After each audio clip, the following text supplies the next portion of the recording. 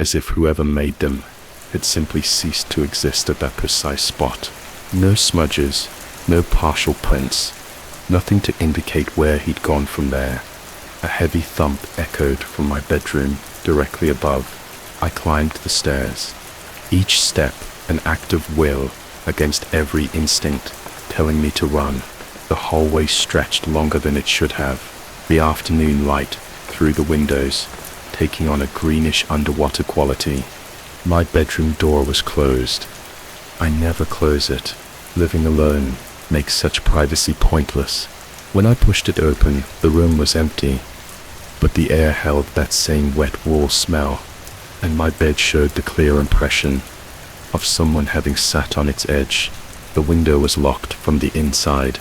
The closet held only my clothes, yet I could feel it, that sensation of having just missed something, like walking into a room moments after someone else had left their presence, still disturbing the air. I told myself it was a drifter, maybe someone who'd been squatting in the woods and gotten confused. These things happen in rural areas. But when I mentioned it to old man Wheeler at the gas station the next week, his face went pale beneath his Phillies cap. He then recounted, in a hushed tone reserved for ghost stories and local tragedies, the tale of the game warden who vanished in '78.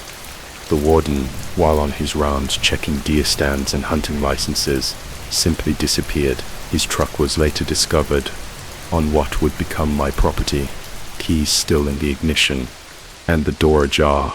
Search parties combed the woods for weeks. Dogs lost his scent near what's now my shed. Never found a body, never found an explanation. The man had walked into the forest and become part of it, but here's what Wheeler said that really got under my skin. The words that started turning my isolated paradise into something else. The warden had lived in my house before it was mine, before it belonged to the family I'd bought it from. It had been his. He'd raised his family there, walked those same halls, slept in that same bedroom where I now lay awake, listening to sounds that shouldn't exist. That night, I deadbolted every door and checked every window twice. I even dragged my grandmother's heavy oak dresser in front of my bedroom door, a precaution that seemed both necessary and absurd. But when I woke the next morning, my hunting jacket was gone from its hook by the back door. I found it 3 days later, hanging inside the shed, still damp with morning dew and smelling of pine, sap, and something else, something animal and old. The pockets held things that weren't mine, a handful of acorns, still green, a compass that pointed somewhere other than north, a hunting license from 1978 with the photo torn away. I started keeping a journal, documenting each incident, trying to find patterns or explanations that made sense. The appearances followed no schedule. I could determine sometimes weeks would pass in perfect solitude, and I'd almost convinced myself I'd imagined it all. Then I'd come home to find my back door standing open, fresh mud tracked to that same spot where the prints always ended, and that smell, God, that smell lingering in rooms I hadn't entered in days. The worst part wasn't the intrusions themselves. It was the waiting, the constant vigilance. I'd catch myself checking locks, obsessively, peering out windows at shadows that might be trees or might be something else. I installed cameras, but they showed nothing, just empty rooms and static during the times. I was certain someone had been inside. Either technology failed in the face of whatever visited my home, or my mind was manufacturing elaborate delusions. Sleep became elusive. I'd lie in bed, listening to the house settle, passing every creak and pop for signs of intrusion. Sometimes I'd hear footsteps in the hallway, slow, measured, like someone trying not to wake me.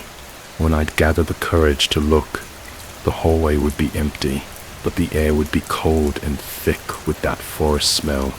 One night in November, I woke to find my bedroom door open. Despite the dresser I'd pushed against it, the massive piece of furniture had been moved aside so carefully that I hadn't heard a sound. Snow had started falling outside, and in the moonlight I could see fresh boot prints on my bedroom floor, prints that started at the doorway and led to the foot of my bed, where they stopped, just stopped, as if someone had stood there watching me sleep, before simply ceasing to be. I didn't sleep for 3 days. After that, the locals started avoiding me. I could see it in their faces at the grocery store. The way conversations died when I approached whatever was happening at my place, whether real or imagined, had marked me as someone to be wary of. Maybe they thought the isolation had gotten to me. Maybe they knew something they wouldn't say. By December, I developed a kind of routine with my visitor. I'd leave the doors unlocked. He'd get in anyway, and I was tired of replacing broken locks. I'd find my jacket moved, sometimes worn, always returned damp. The muddy print appeared and vanished. Things from outside would appear inside, pine cones arranged on my kitchen table, frost patterns on windows that shouldn't exist, leaves scattered across my living room floor, and deliberate patterns I couldn't decode. Then came the night I saw him. Clearly, I'd been reading in my study, fighting off sleep with strong coffee, and the complete works of Thoreau, seeking some wisdom about solitary life in the woods. The grandfather clock in the hallway had just struck midnight when I heard the front door open. By now, I knew better than to investigate. Immediately, I waited, listening to those familiar footsteps. Crossed my floor, stop at that same damn spot, but this time they continued up the stairs, that rolling gait, unmistakable even through carpet and wood down the hall, toward my study. I sat down my book, my hands surprisingly steady, and waited. The door opened slowly, and there he stood in the doorway, tall, broad-shouldered, wearing that hooded sweatshirt and camo pants I'd seen before, but when he pushed back his hood, I saw why the locals had gone pale, why the cameras showed nothing, why the prints always ended at the same spot. His face was my face, older, weathered by decades of outdoor life, but unmistakably mine. The same crooked nose I'd broken in high school, the same scar above the left eyebrow, the same green eyes that stared back at me from my bathroom mirror. Each morning he looked at me with an expression of profound sadness, or maybe recognition, or maybe both. He spoke then, and his voice was mine too, just rougher, as if he'd been shouting into the wind. For 40 years, you're living in my house. I wanted to argue, to show him the deed, the mortgage papers, all the legal proof that this place was mine. But looking at him, at myself, I understood that ownership meant something different here, something that had nothing to do with papers or banks or the exchange of money. I've been walking these woods since '78.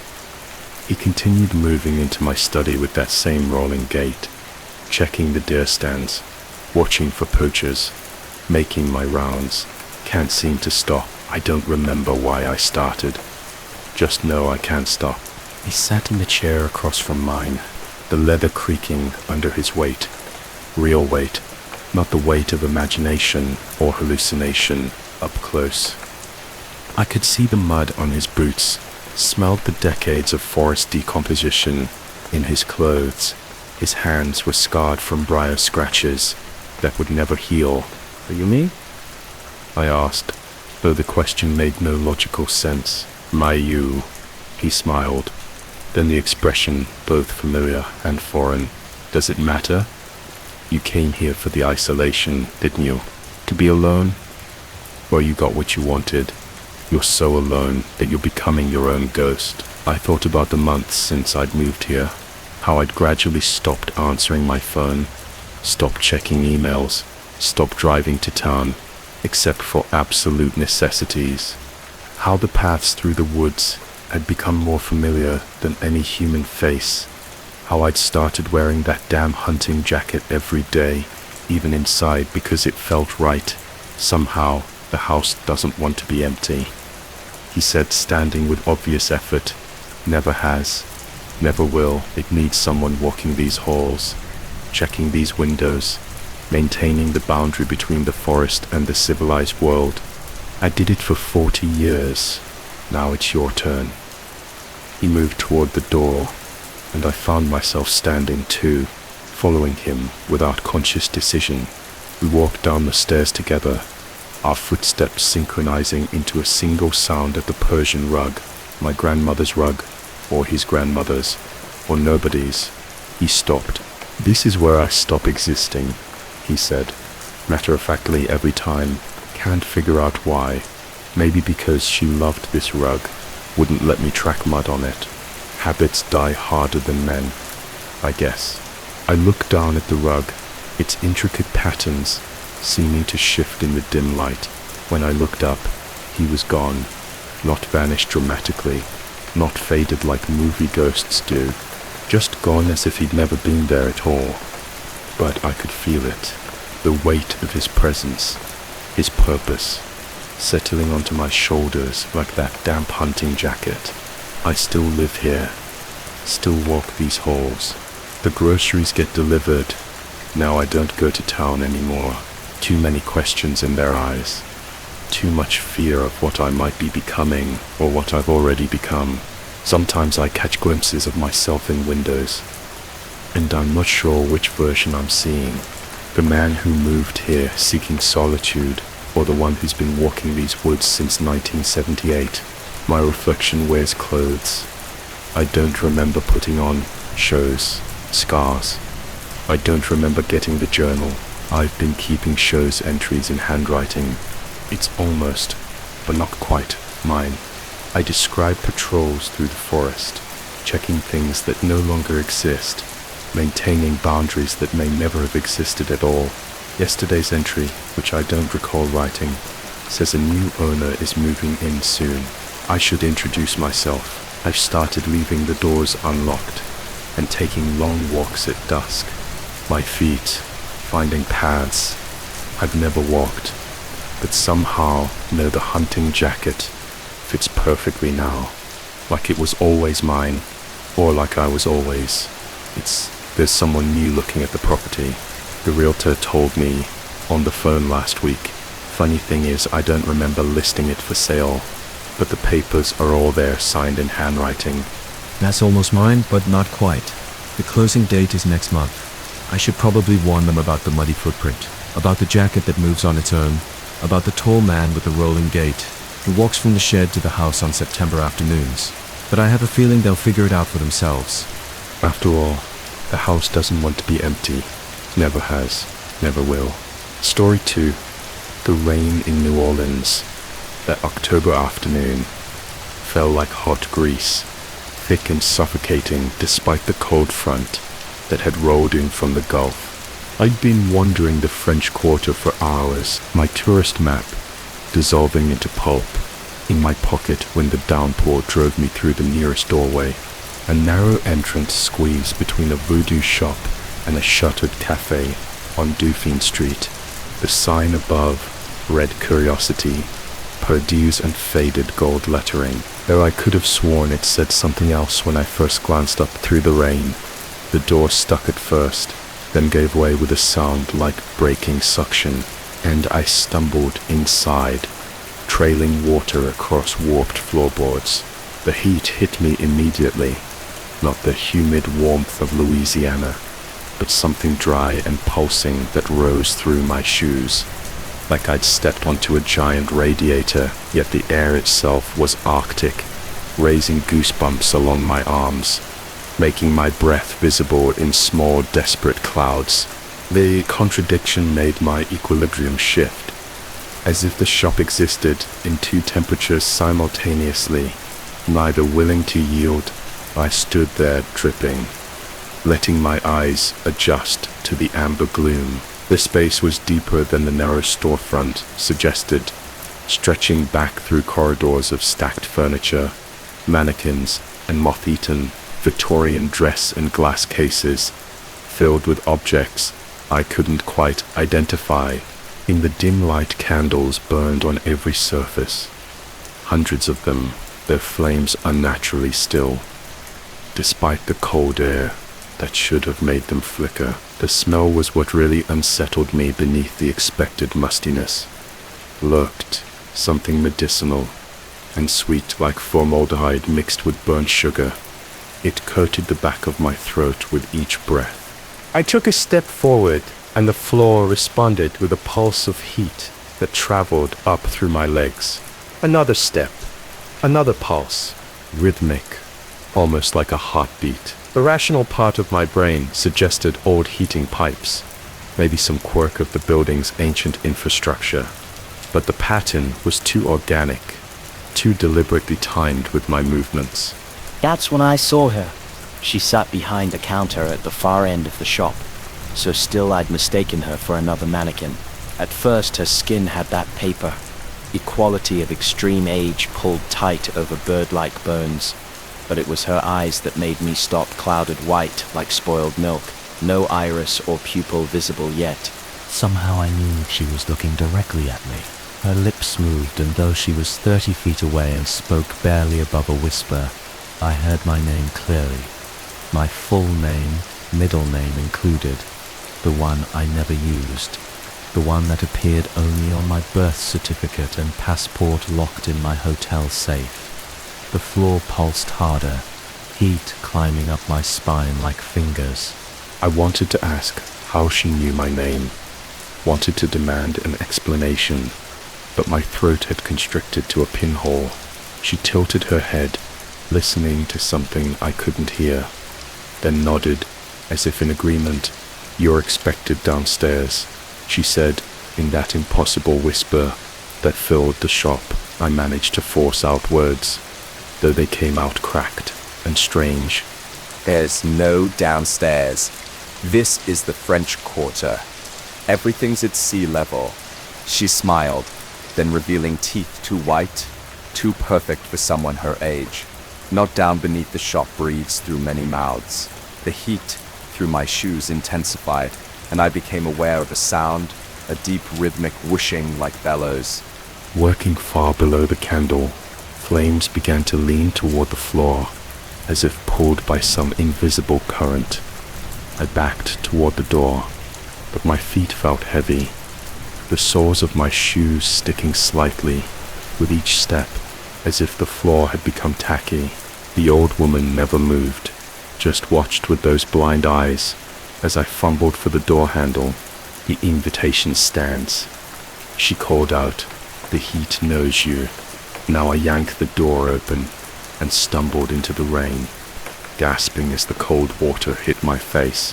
But even as I ran down Dauphine Street, splashing through puddles, I could feel it, that alien heat still pulsing through my shoes with each step, as if I was still walking on that impossible floor. Back at my hotel, I peeled off my shoes to find the soles warped and discolored, the rubber bearing strange marks, like they'd been pressed against a hot grill. The pattern wasn't random. It looked almost like writing symbols that hurt to look at directly. My feet themselves were unmarked, though they tingled with phantom heat for hours afterward. I tried to forget about it, told myself it was some elaborate tourist trap, maybe pipes under the floor, and a lucky guess about my name. Hotels do lose passenger information, after all. But that night, lying in my climate-controlled room, 20 floors above the street, I felt it again, that rhythmic, pulsing heat coming up through the mattress, through the floor, through 20 stories of concrete and steel. The following morning, despite my intention to explore the garden district, my feet led me back to Dauphine Street, as if on an ingrained route. Standing before the shop once more, I noted how different the storefront appeared in daylight, narrower, with windows that seemed to have been blinded by age, even through the glass. I could see the candle still burning, could see her still sitting there waiting. I didn't go in, not that day, but I started noticing things. Every floor I walked on afterward carried a trace of that heat just beneath the surface. Carpets, tile, hardwood, it didn't matter, the pulse was always there, faint but insistent, like something massive, breathing far below coffee shops, restaurants, even the St. Louis Cathedral. Everywhere I went in the quarter, I could feel it on my last night in New Orleans. I couldn't sleep.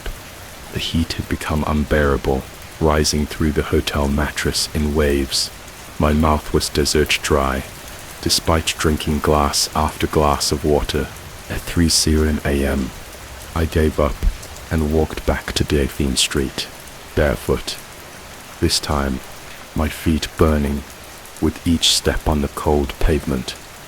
The shop was open, though no other business on the street showed any signs of life. The old woman was gone, but the candles still burned, and the heat still pulsed through that warped floor. This time, I could see stairs at the back of the shop. Stairs I was certain hadn't been there before, leading down into a darkness that seemed to swallow light. The invitation stands, she'd said. I stood at the top of those stairs for what felt like hours, feeling the heat rise up from below, like breath, like something alive and waiting. The air that came up smelled of copper and earth, and something else, something organic and ancient from deep below. Came sounds, whispers in languages, the shuffle of many feet on stone, and underneath it, all that rhythmic breathing that matched the pulse of heat through the floor I wanted to descend. God helped me. Every fiber of my being wanted to go down those stairs to find the source of that impossible heat, to understand what breathed beneath the French Quarter. My feet moved without my permission, taking the first step down. The wood was soft, almost flesh-warm, and it gave slightly under my weight with a sound like a sigh. The second step was the same, and the third, it wasn't wood at all. I realized with a sick certainty it was something else, something that responded to my presence, something that wanted me to continue down. That's what stopped me. Not fear exactly, but the understanding that this was a threshold I couldn't uncross. Whatever waited below had been waiting long before the French Quarter existed, long before New Orleans was even a dream. And it would wait long after I backed away, my feet leaving wet prints on those impossible stairs. When had they become wet and fled the shop? This time I didn't stop running until I reached my hotel, packed my things and caught a cab to the airport 4 hours before my flight. But it didn't matter. The heat followed me home. It's been 3 months now, and I feel it everywhere. Grocery stores, my office, my own bedroom, that pulse of heat rising through whatever floor I'm standing on. Sometimes I catch glimpses of symbols in the patterns of carpet fibers or the grain of hardwood, the same symbols that marked my shoes that night. They're spreading, becoming clearer, more insistent. I've started researching, diving into old city records and archaeological surveys of New Orleans. There are mentions, oblique, carefully worded, of settlements that predate the French colonization, of structures built not on the swamp but into it, down into something older, of heat, where there should be water, of breathing, stones of invitations extended to those who walk above. Last week, I found an old map in a university archive, hand-drawn and water-damaged. It showed the French Quarter, but underneath the familiar street grid was another layout, tunnels, chambers, and something vast and circular directly beneath where that shop should be. The cartographer had written a single word in shaking script: Bouche mouth. My own mouth stays dry now. No matter how much water I drink, it's worse. When I try to tell anyone about this, my tongue turns to sand. My throat closes. The heat rises until I can't speak at all. It's as if the shop, or whatever breeds beneath it, doesn't want its story told, or maybe it does, but only to the right people, the ones who will accept the invitation. I've booked a flight back to New Orleans for next week. I tell myself it's defined answers to confront whatever this is, to break free of this constant burning presence, but I know the truth. The heat has been calling me back since the moment I left. Each pulse through the floor is a heartbeat, counting down to my return. The old woman was right. The heat knows me now, and deep down in that primitive part of my brain that recognizes predator from prey, I understand something else. I was never the one being invited. I was being tasted. The shop on Dauphine Street isn't a shop at all. It's a throat, and every tourist who stumbles in from the rain, every curious wanderer drawn by those impossible candles, is just another morsel being evaluated. Some like me, it releases back into the world, marked, and calling to others like some kind of beacon. Others perhaps accept that invitation to go downstairs. I wonder how many of us are out there feeling that heat through every floor we walk on, our mouths forever dry, unable to fully speak of what we've experienced. Wonder if we're gathering, somehow being drawn back to New Orleans by instincts we don't understand. Next week I'll know. Next week I'll go down those stairs.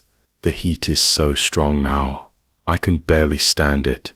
Even as I write this, I can feel it pulsing through my chair, through the floor, through the foundation of my building, all the way down to something that breathes in the dark beneath everything we've built above. Sometimes late at night, I swear I can hear that breathing, getting closer to the surface. Sometimes I look at my feet and see those symbols starting to form in my own skin, faint, but growing clearer. Each day, the invitation stands. It always has, and I don't think it was ever really a choice. Story 3, The Mountains. Remember everything. That's what the old ranger told me when I first arrived at the park. That spring, his weathered face creep into something that wasn't quite a smile. I thought he was being poetic, maybe trying to impress upon me the sacred nature of the wilderness we were meant to protect. I understand now that he was warning me. I'd taken the seasonal position out of desperation, more than desire. 6 months maintaining trails and monitoring wildlife in the remote western reaches of the park. The isolation suited me fine after the mess I'd left behind in the city. My partner for the season was a kid fresh out of college, all enthusiasm and outdoor gear catalogs, who talked endlessly about summit attempts and backcountry skiing. Within 2 weeks, the altitude and the work had beaten the chatter out of him. By the end, he barely spoke at all. Our camp sat in a grove of ancient pines, their trunks so thick it would take 3 men holding hands to circle them. The trees had stood there for centuries, maybe longer, their roots drinking from underground streams that carved channels through the granite in the morning light. Their bark looked like scales, and when the wind moved through them at night, they groaned with a sound almost human. The staff tents were heavy canvas affairs from another era, wood-framed and built to withstand the weather that rolled through these elevations. Mine was tent number 4, though there was no tent 3. That one had been destroyed. The previous winter, when a massive limb weakened by rot and weighted with ice had crashed through its roof. They'd cleared the debris, but left the wooden platform, and sometimes I'd walk past it and imagine I could see the outline of where it had stood, like a ghost of habitation. The first snows came early that year, in late September, dusting the peaks and sending the last of the tourists scurrying back to their climate-controlled lives. We were scheduled to stay through October, closing down the backcountry camps and securing the high-altitude stations for winter.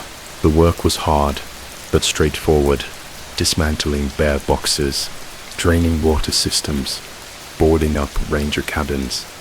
Each day we'd hike out to a different sector, returning exhausted to our canvas shelters as darkness fell.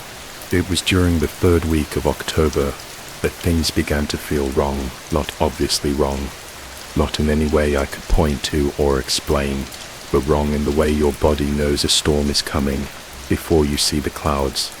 The customary evening symphony of nuthatches and chickadees had ceased, replaced by an unsettling silence, broken only by the wind whispering through pine needles.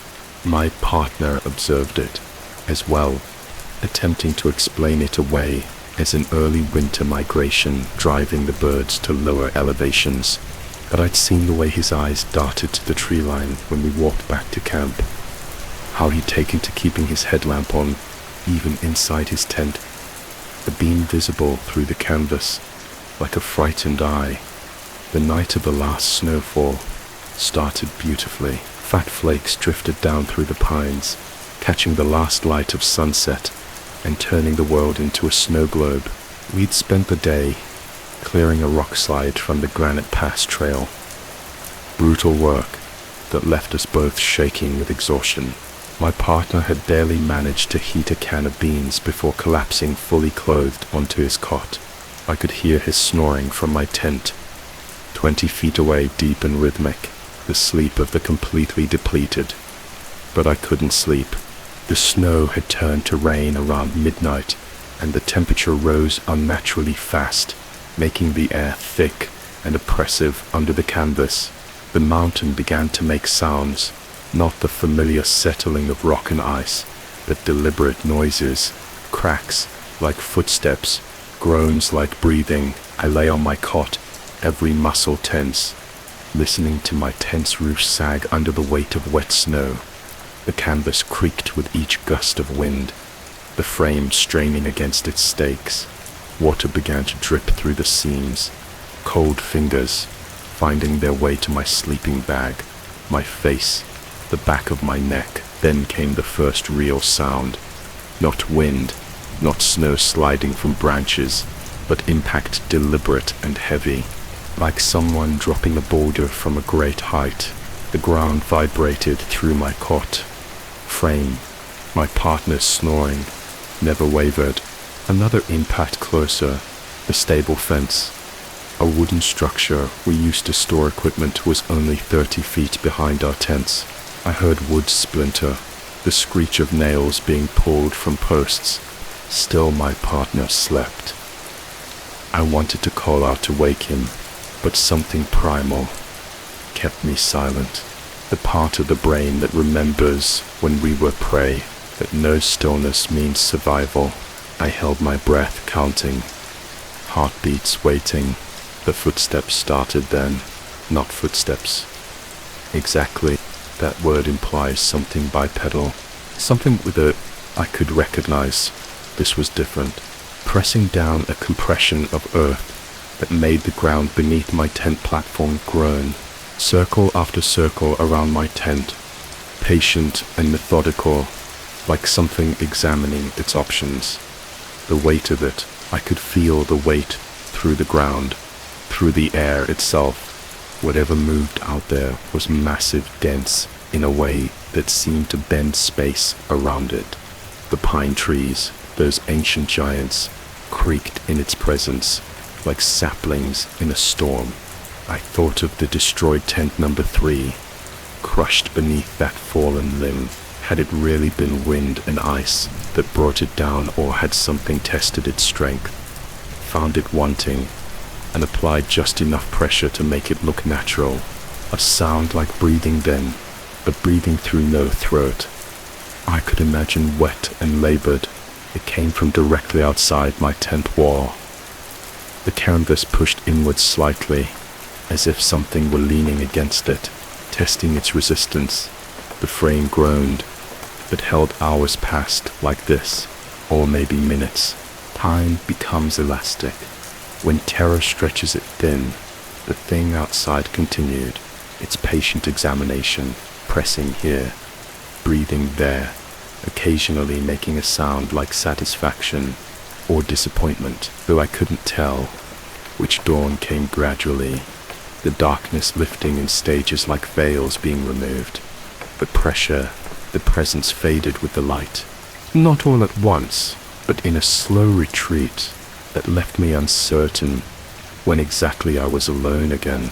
When full daylight finally penetrated the canvas, I forced myself to move joints stiff with hours of rigid tension outside. The evidence was undeniable. The stable fence lay in ruins. Massive timbers snapped like matchsticks. A trunk the size of a small car had fallen exactly where the fence had stood, its impact crater, fresh and deep. But it was the marks around my tent that made my legs weak.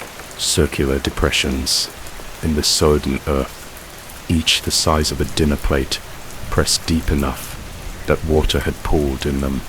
They formed perfect circles around my platform, overlapping in places where the thing had shifted its weight, considered its approach. My partner emerged from his tent, yawning, stretching, completely oblivious. He looked at the destroyed fence, whistled low, and said something about how lucky we were. It hadn't hit our tents. I didn't tell him about the sounds, the breathing, the patient circling. How could I in daylight? It seemed impossible. The hallucination of an exhausted mind. We spent our last day in near silence, breaking down camp with mechanical efficiency. He assumed my quietness was exhaustion.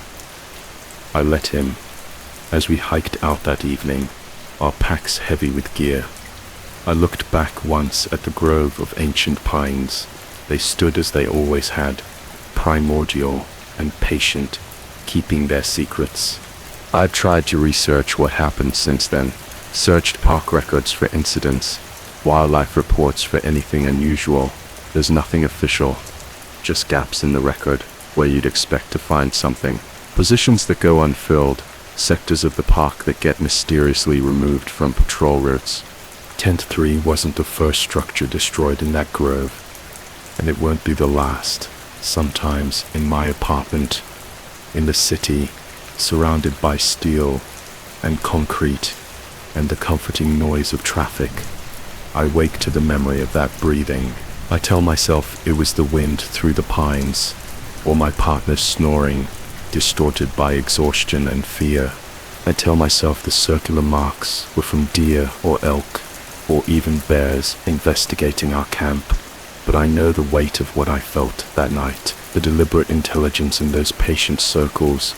The mountain remembers everything the old ranger said, and some memories walk on their own, searching for something. Only they understand. I won't go back. They've sent letters asking if I'll return for another season, offering better pay, better positions. I don't respond. Let someone else learn what watches from those ancient groves, what tests the strength of canvas and wood and human nerve. Let someone else lie awake through a night of patient circling, wondering if dawn will come in time. The mountains remember everything, and some things, once remembered, refuse to stay still.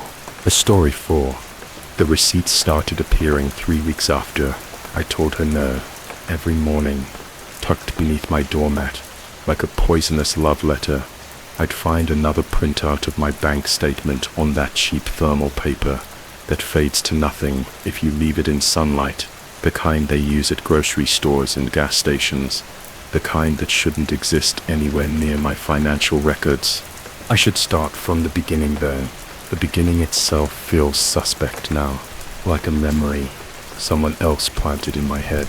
Her laugh caught me first, not the laugh itself, but the way it seemed to bend the air in that Pike Place coffee shop, making everyone turn without knowing why she stood at the counter, negotiating with the barista about something trivial, her voice carrying that particular Seattle confidence that comes from knowing exactly which neighborhoods matter and which yoga studios to avoid. When she turned, Our eyes met, and she smiled as if she'd been waiting for me. Specifically, though, I'd never seen her before in my life. The courtship, if you could call it that, moved with the predetermined efficiency of a subway train. Coffee became dinner, became weekends, became keys exchanged. Within 6 weeks, she moved through my life like water, finding cracks in concrete, seeping into spaces I hadn't known were hollow. Her things appeared gradually, a toothbrush, then clothes, then furniture.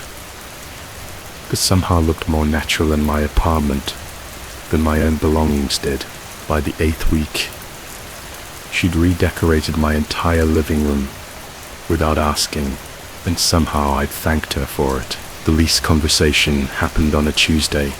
She presented it like she was doing me a favor, explaining how having 2 names would protect us, both how the landlord preferred couples anyway, how it just made sense. Her fingers traced patterns on my kitchen counter as she spoke, and I noticed for the first time that her nails were bitten down to the quick, though she'd painted them perfectly to hide the damage. Then came the bank account request, just for emergencies. She'd said her hand finding mine across the table. The speech was flawless, practiced, but not rehearsed, emotional, but not melodramatic. She talked about trust as the foundation of love, about practical partnerships, about how her ex had left her stranded. Once when her card was stolen in Vancouver, I almost said yes. The word was forming in my mouth when my phone buzzed. The email had no sender name, just a string of numbers where the address should be. The photos were recent. I could tell by the Thanksgiving decorations in the background. She wore the jade necklace I'd given her for our 2-month anniversary, the one she'd cried over, saying no one had ever noticed. She loved that particular shade of green, but the apartment in the photos wasn't mine. The man beside her held a key ring, and even in the blurry image, I could make out the distinctive octagonal fob from my building security system. When I showed her the photos, she didn't flinch. Her smile, not the familiar, crinkled eye kind, but a thin, calculated line, dismissed my concerns as mere logistical perplexities beyond my grasp. She added that jealousy didn't suit me. Then, as if nothing had transpired, she retired to bed, leaving me to stare at the photos until my eyes burned. I told her no. The next morning, no to the lease, no to the bank account, no to whatever game she was playing. She packed methodically, folding each piece of clothing with department store precision. Before leaving, she kissed my forehead and whispered something. I couldn't quite hear, something that sounded like numbers or maybe a different language altogether. Then the receipts started. The first one appeared 3 days later, a full statement from the previous month. Every transaction visible in that ghostly grey thermal ink.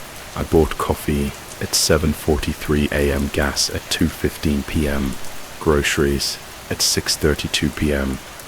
Someone had been watching, recording, printing. The paper was still warm when I found it, as if fresh from a register that didn't exist. I changed my account numbers.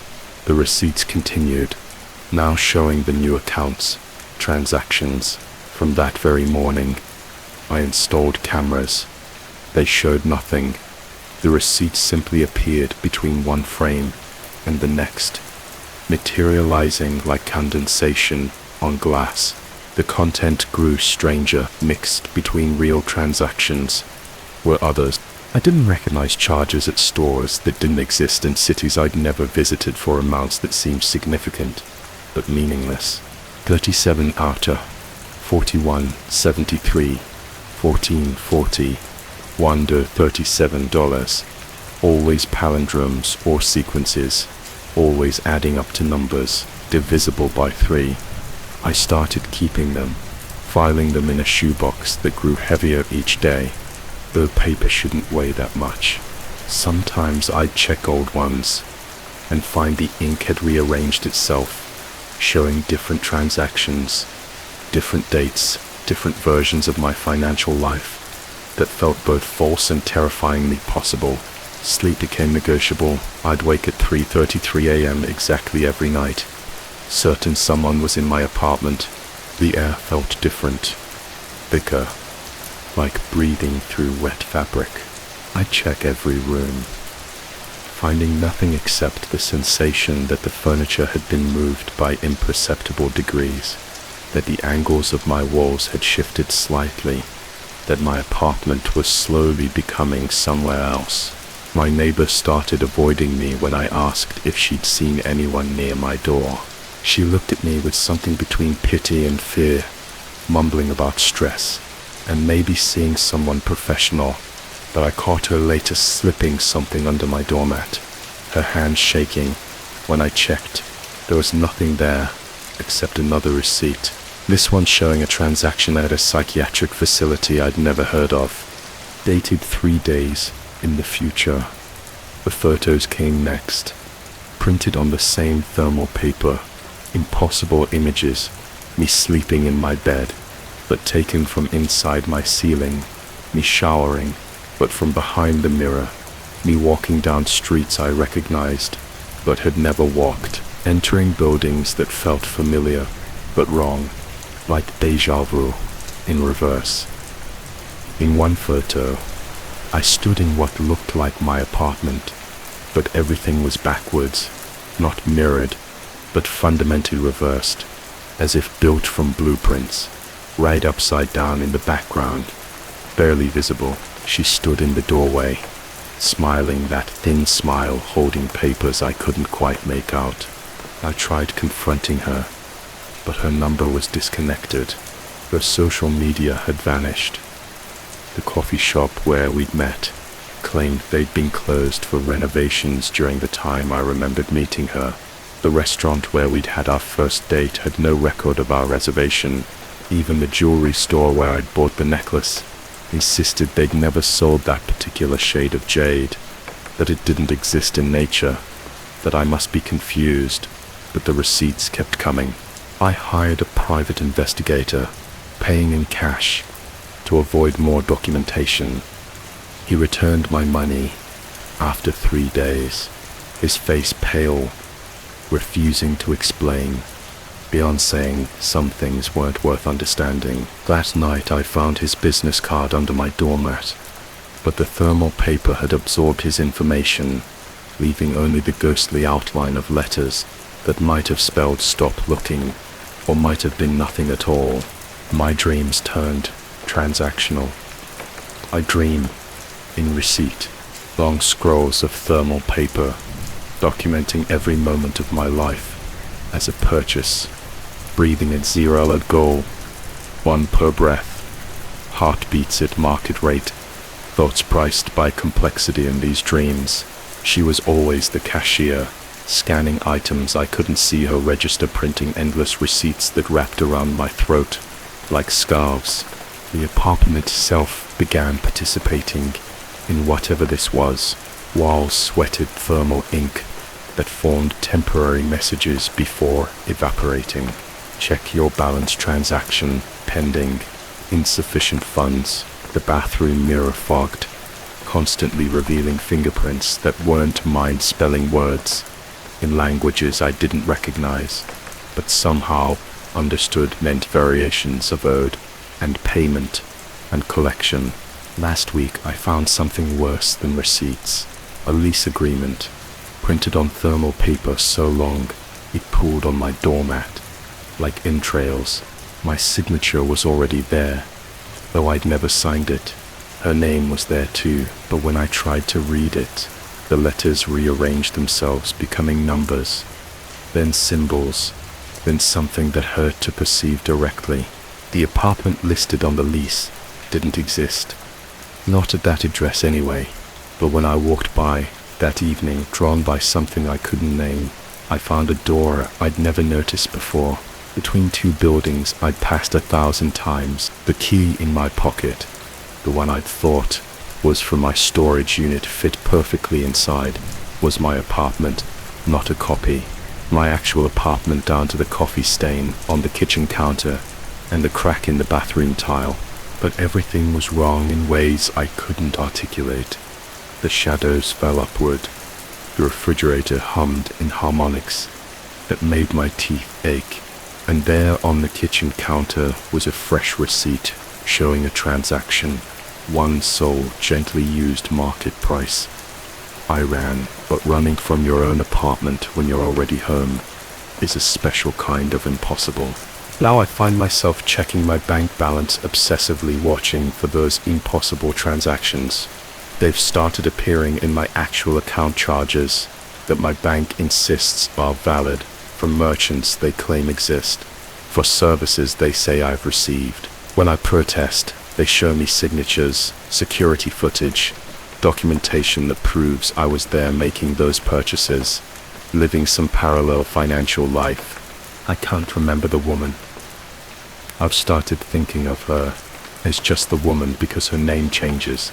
Every time I try to remember it, it has begun appearing in my peripheral vision, not her exactly, but the suggestion of her, a familiar posture in a stranger's stance, her laugh in the static between radio stations, her handwriting and the condensation on windows. Yesterday I came home to find my apartment key. Wouldn't work. The landlord, looking at me with confusion and concern, explained that the lease clearly showed two names that she'd called about the lock change, that I'd agreed to it during our last conversation, a conversation I know never happened, but which he described in detail that felt more real than my actual memories. She answered when I knocked my apartment, but her answering wearing my clothes, cooking with my dishes, living my life with a precision that suggested she'd been rehearsing for years. She smiled that thin smile and offered to let me in, but only if I signed something first, a simple document. She said just a formality, just logistics. The paper was thermal. Of course the text shifted when I tried to read it, but I understood enough. It wasn't a lease or a bank form. It was something older, more fundamental, a receipt for a transaction that had already occurred, just waiting for my signature to confirm delivery. I didn't sign, I couldn't sign, but my hand moved anyway. Muscle memory of signatures I'd never made, responding to commands from some part of me that had already agreed to terms I'd never read. I'm living in a hotel now, paying cash, avoiding documentation, but the receipts follow me. They appear under my pillow, in my pockets, between the pages of books I'm reading.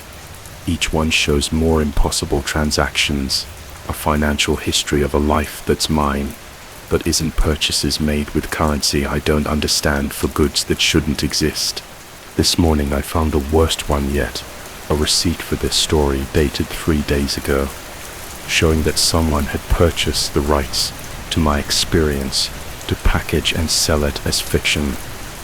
The buyer's name was smudged to it, but I could make out the price exactly what my soul would be worth if souls were traded on the open market, if such markets existed, if any of this was real. But the receipt is real. I'm holding it now, the thermal paper warm against my fingers, the ink already beginning to fade in the morning, light streaming through my hotel window. Soon it will be blank, like all the others eventually become leaving. No proof except the weight of them in that shoebox. Paper that shouldn't weigh anything, weighing more each day. I've started seeing others like me, people checking under their doormats with shaking hands, filing thermal paper receipts in boxes. They carry like anchors. We recognize each other, but never speak as if acknowledging our shared situation would make it real in a way we're not ready to accept. Sometimes I wonder if she was ever real, or if she was just the avatar for something that feeds on documentation on the paper trail we leave through life. Something that understands that modern existence is just a series of transactions, that identity is just credit history, that we are what we purchase. The receipts keep coming. Each morning, another warm slip of paper documenting a life. I'm losing track of transactions in a currency I'm running out of, and somewhere in an apartment might be mine. She's smiling that thin smile, adding my name to Lisa's. I'll never see opening accounts. I'll never close, living a life that's mine, but isn't. I check my balance obsessively now, watching the numbers drain away. Payment for something I never agreed to buy, but can't stop purchasing. The thermal paper receipts pile up. Documentation of my dissolution, proof of a transaction I'm not sure ever started or will ever end tomorrow. The receipt under my doormat will show the purchase of my resignation, my acceptance, my final signature on a document I've been signing all along without knowing it. The paper is still warm. It's always warm, like it's just been printed by something that's standing right behind me, breathing numbers down my neck, waiting for me to turn around and acknowledge the transaction we both know has already been completed. I won't turn around, I can't turn around, but I know she's there smiling, holding the receipt for whatever's left of me, waiting for me to sign for delivery of something I never ordered, but have somehow always owed. Story 5. The vintage Harley-Davidson replica shouldn't have been upright. 20 minutes ago, I'd left it lying on its side, wheels facing the bedroom door, a casualty of my clumsy shoulder bumping the glass shelf. Now I stared at its chrome wheels, catching the late afternoon light streaming through my loft's floor-to-ceiling windows. The entire collection had trembled, and only the heaviest piece had fallen, landing with a dull thud that echoed through the industrial space. But now it stood upright, perfectly aligned with the other miniatures, facing outward toward the living area, facing me. The intercom's sharp buzz still rang in my ears. 3 quick bursts from the lobby, probably another delivery mistake for 4B. By the time I descended 4 flights and explained to the confused courier that no one by that name lived here, maybe 15 minutes had passed, 20 at most. I circled the glass shelf, my bare feet silent on the polished concrete. The motorcycle's miniature kickstand was properly deployed. Its tiny mirrors, positioned just so every detail was perfect, as if it had never fallen at all. As if invisible hands had carefully lifted it, dusted it off, and placed it exactly where it belonged. The thought sent a chill through the loft's open space, despite the October warmth. Still clinging to Detroit's afternoon air, I'd been collecting these pieces for 3 years, ever since moving into this converted factory building in Corktown. Each miniature was a perfect replica. Vintage cars, motorcycles, even a few classic Detroit muscle cars that reminded me of my grandfather's garage. The collection represented order in a life that had felt increasingly chaotic since the divorce papers were signed. But order required intention. Someone had to have been here. I moved through the loft methodically, checking every possible entry point. The front door remained locked, deadbolt, engaged. The fire escape window showed no signs of disturbance, its paint-sealed edges intact. The building's security had been upgraded last year, after a series of break-ins downtown, and getting past the lobby required either a key or an escort from a resident. No one else had access to my unit. The rational explanation felt flimsy in my hands, like tissue paper in a storm. Maybe I'd been mistaken about the motorcycle's position. Maybe the adrenaline from the intercom's jarring buzz had confused my memory. Maybe the fall hadn't been as complete as I'd thought. Maybe that evening I positioned myself in the kitchen alcove with a clear sight line to the collection. I nursed a beer and watched the miniatures through 3 episodes of an old crime series, waiting for movement that never came. The shelf remained static, each piece exactly where it should be. By midnight, my neck ached from the constant surveillance, and my eyes burned from straining against the LED strips' harsh illumination. I went to bed, convinced I'd imagined the whole thing. The next morning, I discovered the first mirror. My loft's hallway stretched between the bedroom and bathroom, lined with 3 antique mirrors I'd salvaged from an estate sale. In Grosse Pointe, each mirror reflected the others in an endless recursive loop that usually amused visitors. But that morning, walking bleary-eyed toward coffee, I caught something different in the leftmost mirror's reflection. A cardboard box sat beside the bookshelf, about 2 feet from where I remembered leaving it. I stopped coffee, forgotten, and turned to examine the actual box. It sat exactly where I thought it should be, flush against the bookshelf space, but the mirror insisted otherwise, showing a gap of empty floor where the box should be, and placing it several feet to the right. I moved closer to the mirror, studying my reflection, and the background. It revealed every other detail matched reality perfectly. The bookshelf, the scattered papers on my desk, even the coffee mug I'd left on the counter, only the box's position differed. I stepped backward, then forward again. The discrepancy remained consistent. When I covered the mirror with the towel, the unsettled feeling in my chest didn't disappear. It burrowed deeper, like an itch I couldn't reach the next few days. Established a routine I hadn't planned. Each morning I'd inspect the mirrors, catalog any differences, then spend the day trying to rationalize what I'd seen. The middle mirror showed my desk lamp, tilted at an impossible angle.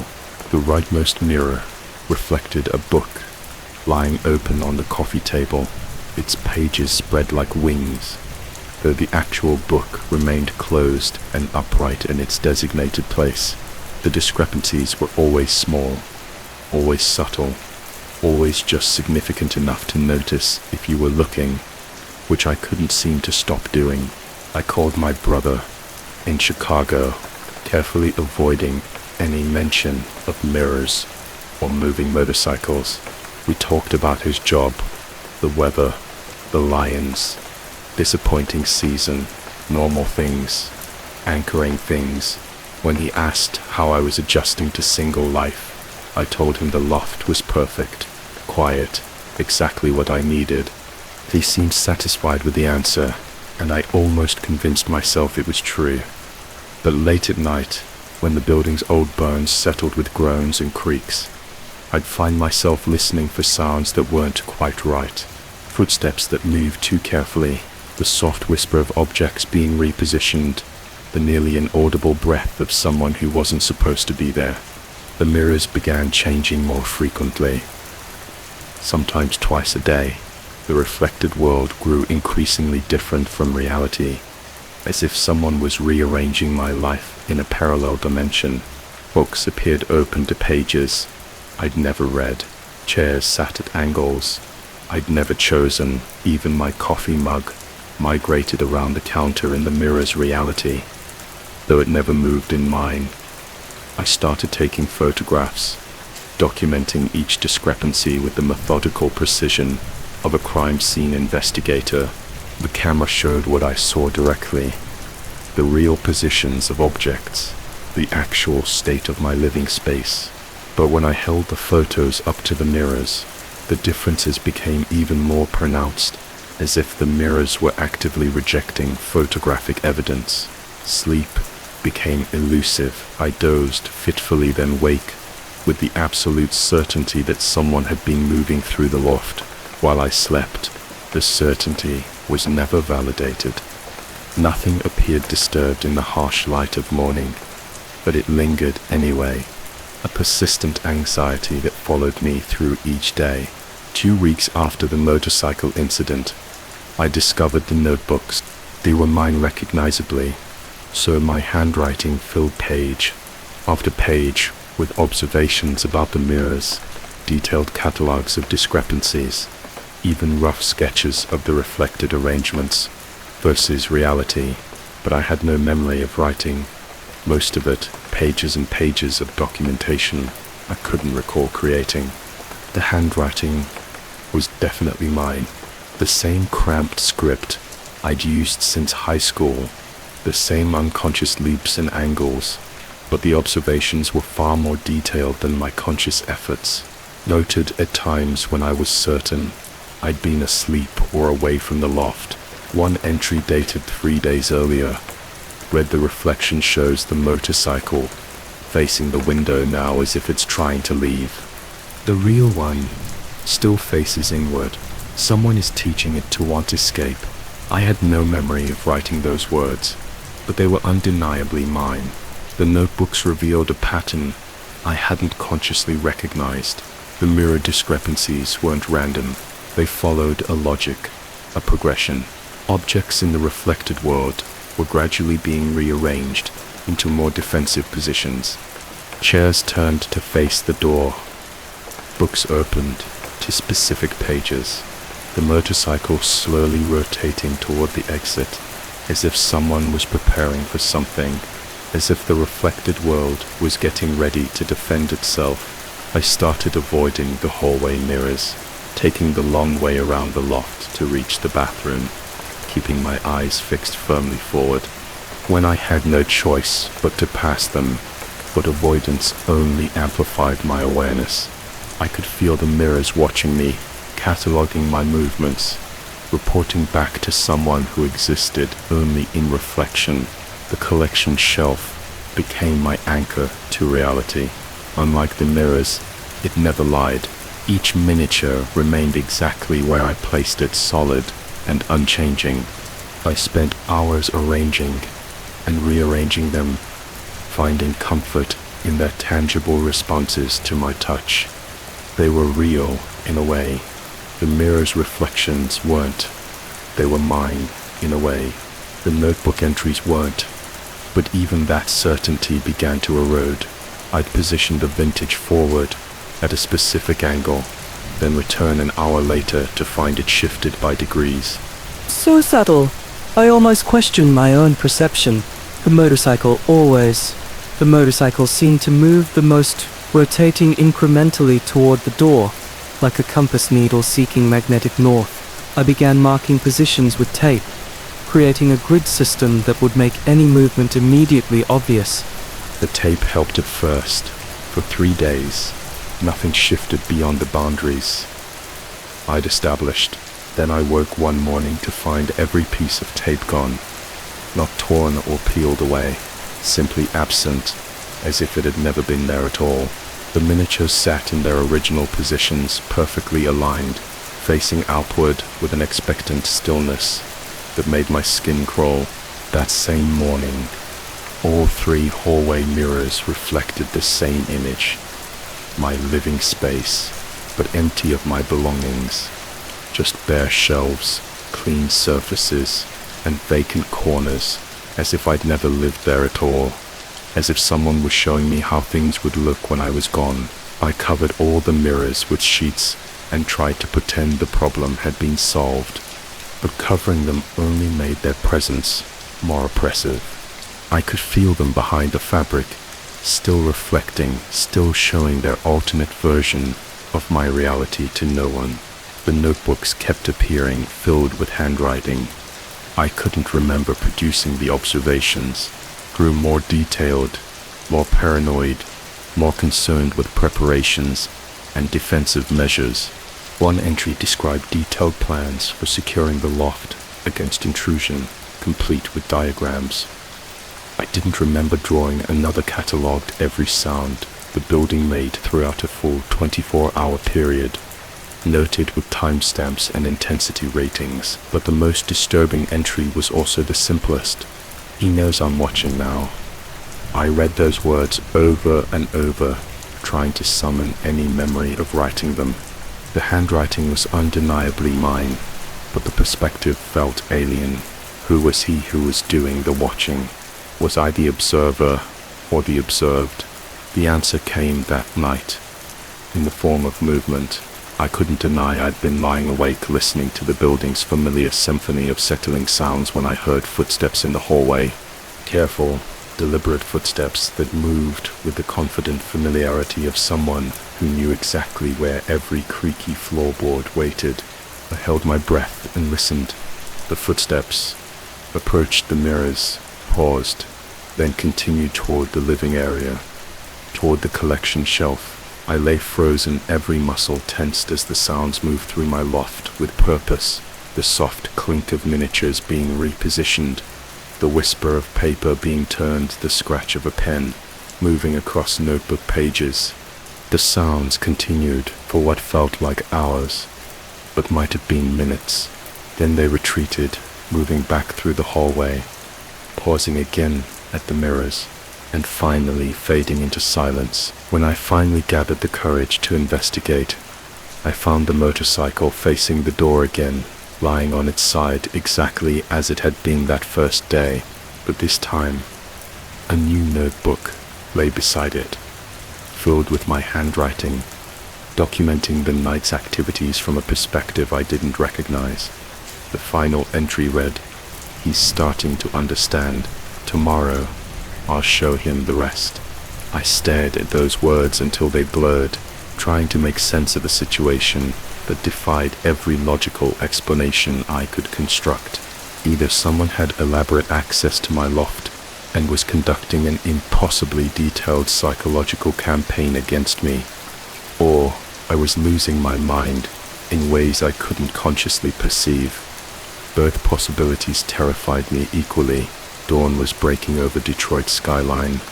When I uncovered the mirrors, each one reflected the same image, my loft, but occupied by someone else, a figure that moved with my gestures, but wasn't quite me, arranging objects with careful intention, writing in notebooks with familiar handwriting, watching the real world through reflective windows in the mirrors.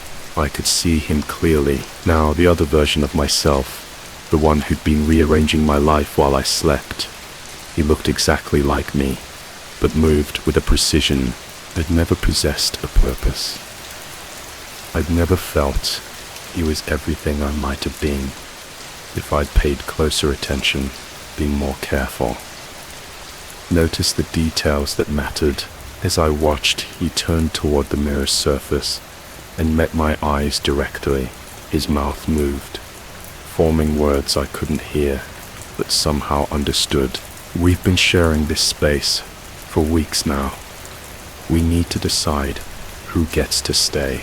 The motorcycle lay between us, fallen in the real world, standing in the reflected one, waiting to see which reality would claim it permanently. I reached toward the mirror's surface, and he reached back. Our fingertips touched the glass from opposite sides, separated by nothing more than the thickness of silver-backed reality. In that moment of contact, I understood that the choice had already been made. The notebooks, the rearrangements, the careful preparations, they weren't the work of an intruder or the product of my deteriorating mind. They were negotiations, communications between two versions of the same life, trying to determine which one deserved to continue. The mirror showed me who I could become if I paid attention to the details, if I stopped accepting disorder as inevitable. But they also showed me the price of that transformation. The other me, the careless one, would have to step aside. I pressed my palm flat against the glass, feeling its cool surface warm under my touch. In the reflection he pressed back, and for a moment I couldn't tell which side of the mirror I was really on. The morning light grew stronger, filling the loft with golden clarity that made everything seem possible, and nothing seemed certain. The motorcycle waited balanced between falling and standing, ready to belong to whichever version of reality proved more persistent. I am still standing here, palm press, to mirror, wondering if the choice is really mine to make, or if it's already been made, and I'm just the echo learning to fade away. Story 6. Like most dangerous things, the compulsion began subtly. A detour here, a longer route there. I was always chasing the fringes of weather systems across the Carolina Piedmont. While normal people flee storms, I drive into them. It wasn't about adrenaline or a misguided death wish. It was something far more profound, The pull felt like a primal hunger, a hollow ache that only eased when I found myself balanced on that razor's edge between safety and chaos, where the air itself seemed to vibrate with potential, when normal rules bent. The first incident happened on a Tuesday morning in late September. I'd been tracking a storm cell moving northeast from Charlotte, following the weather radar on my phone, like some demented treasure map. The interstate stretched empty before me, asphalt still wet from the leading edge of rain overhead. The sky churned the color of old bruises. That's when I saw it. A dark cable descended from nowhere. Not lightning, nothing so clean or predictable. This thing moved with purpose, sinuous and deliberate, like a charcoal rope being lowered from the storm clouds themselves. It struck my windshield with a sound like a tuning fork made of bone. The impact spiderwebbed the glass, but that wasn't what made my hands shake on the steering wheel. It was the smell that flooded the car immediately. Afterward, metallic and sharp, like copper pennies dissolved in battery acid, the scent seemed to coat the inside of my mouth, my throat settling deep in my lungs. With each breath, I pulled over, hands trembling as I examined the windshield.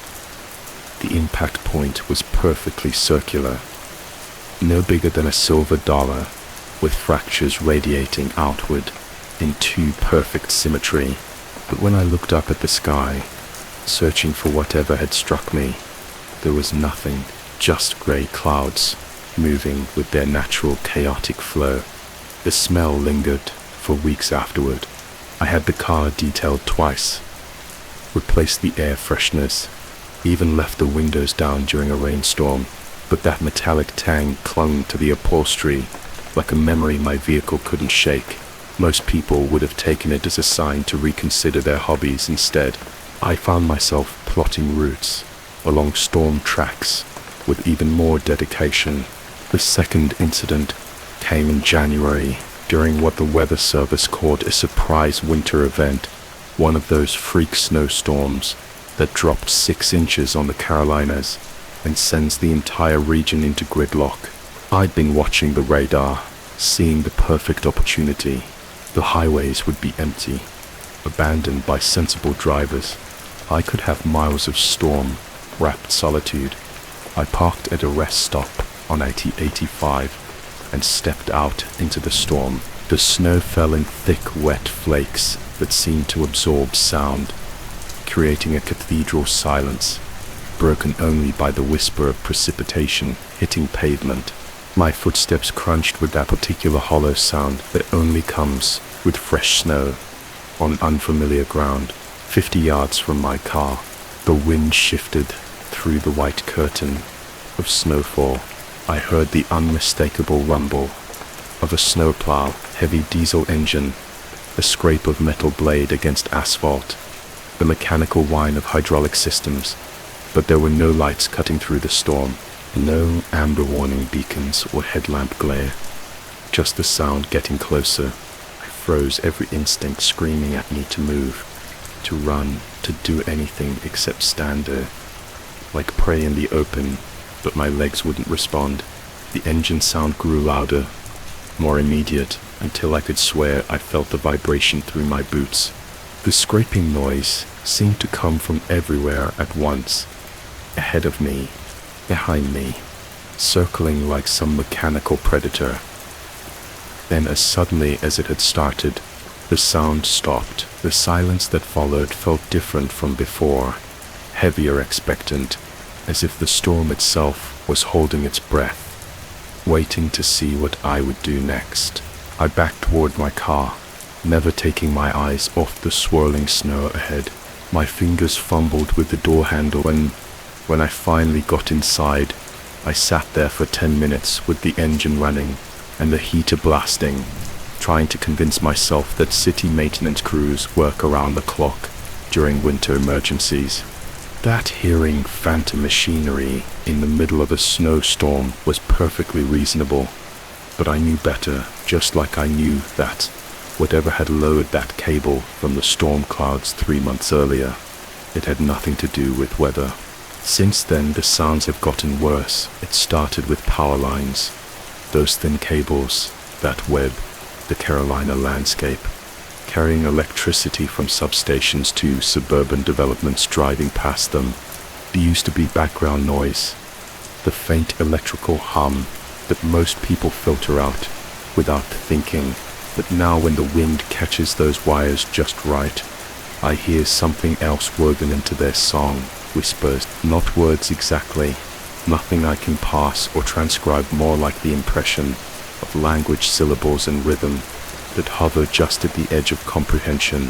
The pitch sits one tone higher than my ears want to accept, creating a dissonance that makes my teeth ache and my vision blur around the edges. The worst part is how the whispers seem to know when I'm listening on clear days. The power lines sing their normal electrical song, but let storm clouds gather on the horizon. Let the barometric pressure begin, its inevitable drop, and those cables become something else entirely. They become instruments in an orchestra I'm not supposed to hear. I've started mapping the places where it happens. Gas stations, highway overpasses, rural intersections, anywhere power lines cross the road in significant numbers. The whispers are strongest where multiple sets of cables converge, creating a web of sound that follows me long after I've driven past. Last week, I bought a digital recorder. The plan was simple: capture evidence, prove to myself that something objective was happening. But when I played back the recordings at home, all I heard was wind, noise, and the normal electrical hum of utility infrastructure. The whispers that had been crystal clear in my car, that had made my hands tighten on the steering wheel and my pulse quicken, simply weren't there, which leaves me with two possibilities, neither of them comfortable either. Something is targeting me, specifically some phenomenon that exists only in the space between my perception and the storm-charged air, or my mind is constructing elaborate auditory hallucinations that feel more real than the world around me. I've been researching both options obsessively, weather-related electromagnetic phenomena that could affect brain chemistry, infrasound generated by storm systems that can trigger paranoia and auditory distortions, quantum atmospheric disturbances that exist in the gap between meteorology and physics. But I've also been reading about auditory hallucinations associated with stress, sleep deprivation, and social isolation, about how the human brain, starved for meaningful input, will create its own entertainment in the form of phantom sounds and voices, about how paranoia feeds on itself, growing stronger with each incident until the line between perception and reality becomes meaningless. The research hasn't helped.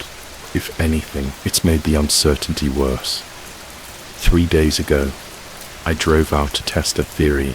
I'd found a stretch of back road in Irondale County where 4 sets of power lines intersect, transmission cables, distribution lines, and 2 sets of local service wires, creating a canopy of metal over a half-mile stretch of asphalt. According to my weather app, a storm system was building to the west, still hours away, but already affecting the electrical potential in the atmosphere. I parked beneath the intersection and waited. The whispers started before the first raindrops fell, soft at first, barely distinguishable from the natural sounds of wind moving through cable stays and transformers. But as the storm drew closer, as the air itself became thick with electrical potential, the sounds grew more complex, more directed. I could swear the whispers were forming patterns, not words in any language I recognized, but something with structure and intent, rhythms that repeated, inflections that rose and fell in ways that suggested meaning just beyond my grasp. The pitch fluctuated, sometimes dropping low enough that I could almost understand, sometimes climbing so high it made my sinuses ache, and underneath it all, barely audible, but definitely there, was another sound. Mechanical, familiar, the rumble of heavy machinery moving through snow. I turned off the engine and rolled down the windows, straining to isolate the sound. Rain began to spatter the windshield, each drop striking with the kind of sharp percussion that only comes before the real deluge. The metallic smell was back seeping into the car, despite the open windows coating my tongue with that familiar copper tang.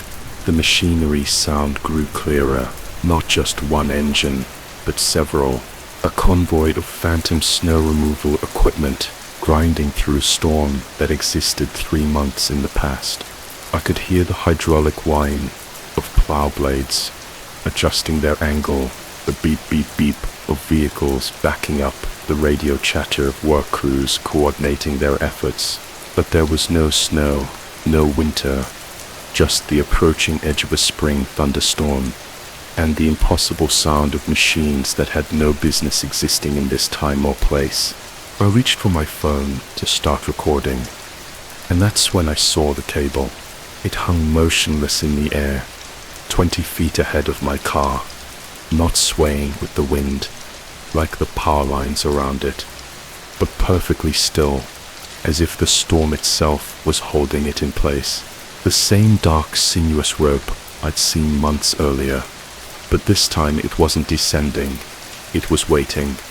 The whispers from the power lines grew louder, more insistent, and I realized with a chill that worked its way up my spine like ice water that they weren't random sounds at all.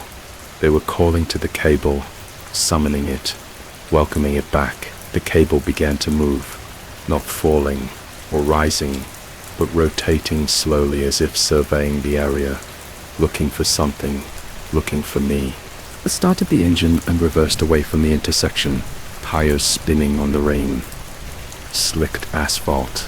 In my rear-view mirror, I watched the cable hold its position for another few seconds before dissolving into the storm clouds like smoke.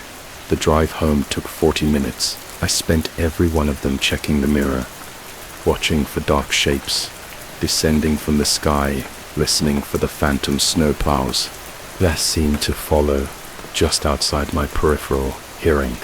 Now I'm sitting in my apartment, writing this down because I need some record of what's happening, some proof that these experiences are real, even if my recordings suggest otherwise.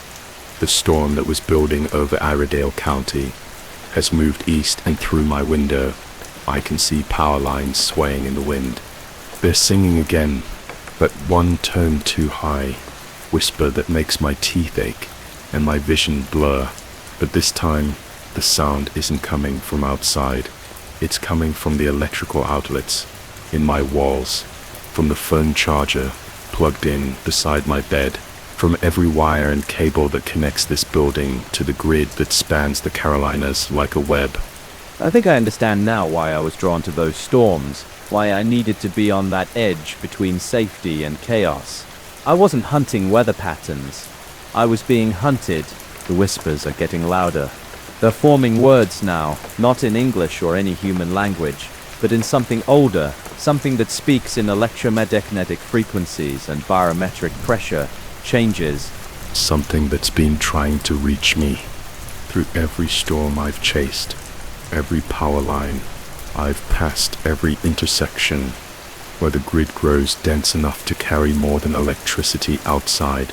The storm is moving closer. I can smell the metallic tang seeping under my door, feel the electrical potential building in the air until the hair on my arm stands on end. The cable is coming back. They all are. And this time, I don't think I'm fast enough to run. Story 7. I finally drove up to settle Dad's affairs after 3 months of the house sitting empty. The mail had piled up, leaves gathered in the gutters, and the silence was unnervingly thick. The realtor kept calling about prospective buyers, but I just couldn't bring myself to sign the papers yet. Upstate New York, in October, carries a particular brand of loneliness. The maples had already shed their crowns, leaving skeletal branches that scratched against the windows. When the wind picked up, Dad's house sat at the end of a gravel road surrounded by woods that seemed to press closer each evening. I'd grown up here, but 20 years in the city had made me forget how absolute the darkness could be. Once the sun disappeared behind the tree line, I'd planned to stay at the motel in town, but something about the empty house felt like abandonment. One more betrayal in a relationship already fractured by years of stubborn silence between us. So I threw my bag into the guest room, the same room where I'd slept as a kid whenever I got scared during thunderstorms. The mattress still held the same mussy smell of disuse, and the blue wallpaper with its faded, sailing ships looked more childish than I remembered. The first night passed without incident. I spent most of it downstairs, sorting through Dad's papers and trying to make sense of 20 years of accumulated life. Bills, receipts, photographs of people I didn't recognize. Had he made friends after Mom died? Had he been lonely in this big house? Or had he preferred the silence I'd always assumed was contentment by midnight? Exhaustion finally won.